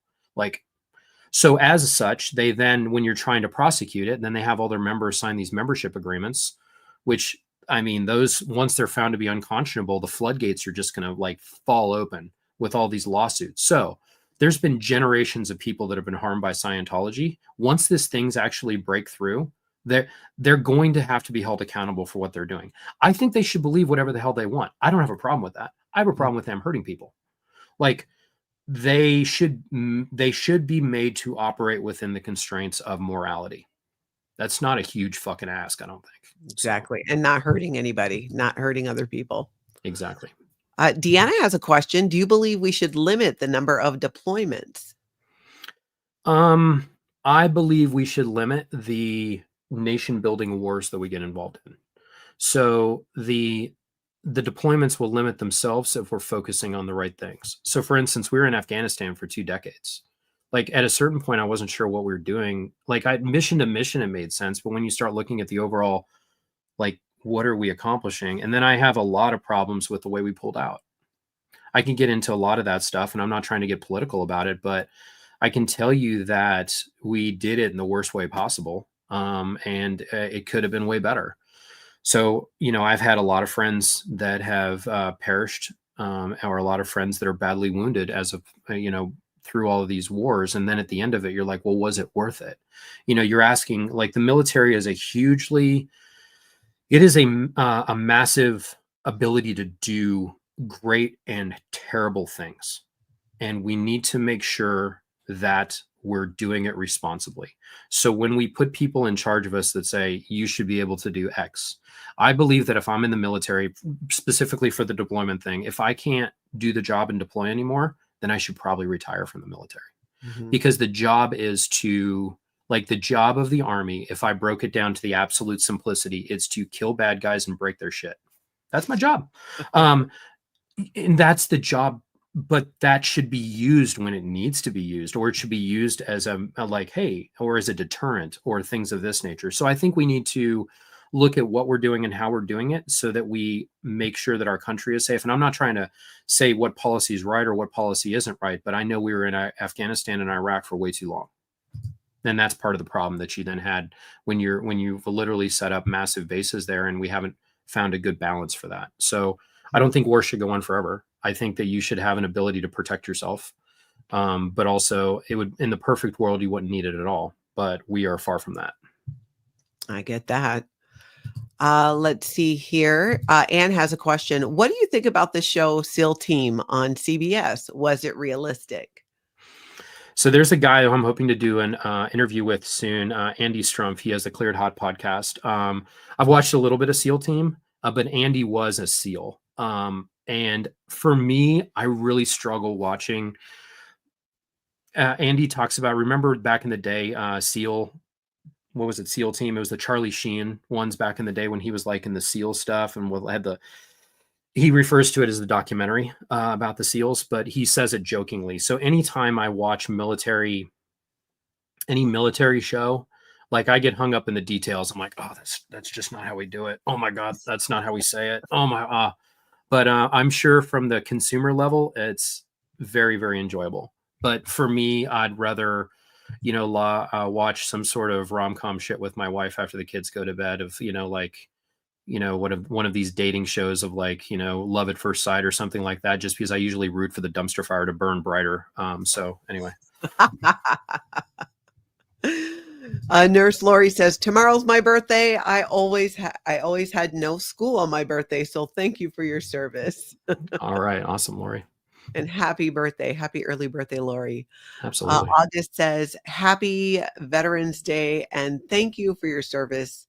I honor and love you. Well, that's sweet. Tanya, question, does your wife know about what you went through in Scientology? More than she wants to.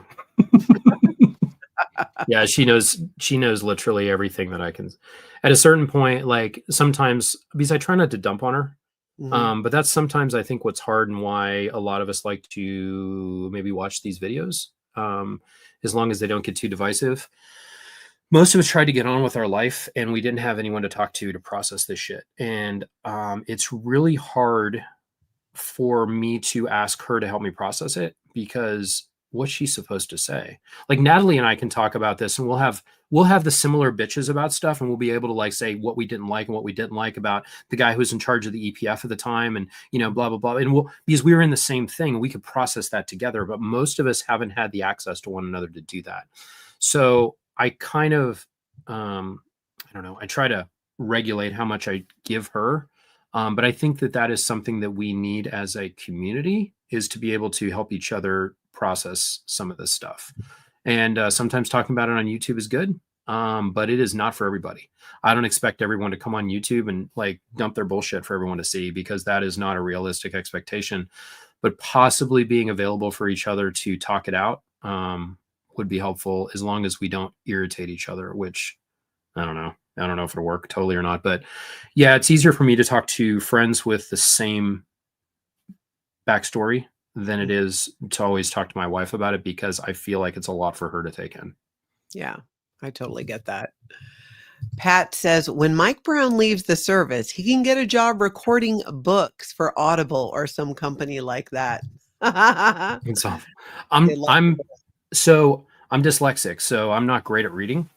Once I relax into something, but that's a funny thing, but it's normal for, actually, I found out that it's actually an abnormal amount of pilots struggled with dyslexia as children. I never knew that. I did not know that. That's it makes us, interesting. but dyslexic people are usually better at spatial computation than they are at reading things. So in terms of spatial organization and things moving within the environment around you, and hand-eye coordination and things of that nature, are usually strengths for people with dyslexia, as opposed to reading. Sometimes we'll mix things up a little bit like that, but I've trained myself out of that fairly well, but I don't know that I'm ever going to read for a living. If I ever write a book, maybe I'll narrate that, but it'll take me a while. Yes, that would be fantastic. I want to make sure that we pull up Mike Brown's channel so we don't miss this here. Everybody, you guys know Mike Brown. You go find Mike Brown here on YouTube, because it does sound like you are going to be getting back to doing some more videos and content. Yeah, hopefully I can at least do something like once a week. I just need to keep it consumable. Like I want to make sure that I can provide enough time to take care of the stuff for my mom, and then also be available as a dad. And I don't know. I'll find that balance, but I definitely have, like, I'm kicking myself every week. I'm like, God, I got to start doing some videos and stuff again. It's not for lack of wanting to. It's just a matter of me not having a ton of time. Yeah. Kraken, thank you so much for being a member for 5 months. As a creator with PTSI, your stories help way more than ex-cult members. We must talk about what no one wants to talk about to stop cycles. That's a good point. Thank you. I appreciate you saying that. Yeah, that is a really good point. Well, Mike, I think that will wrap us up. I thank you so much for doing this. I thank you so much for your service. And I'm glad we got to do this leading into Veterans Day here in the United States and also in Canada. I am too. Thanks for having me on. This was a lot of fun. I hope, Yes. I hope we can do it again before too long again. Pick Yeah. another subject that's not just military stuff, but we can maybe, I don't know, talk about the good old days back in the late 80s in PAC or Look at something. those blue buildings. Sounds good. Thank you so much, Mike. Everybody, before you head out, make sure you head over and you give that that like button some aloha. Hit that like button. Check your subscribe. Hit subscribe as well. I will see you tomorrow at 9 a.m. Central. I will be doing a recap.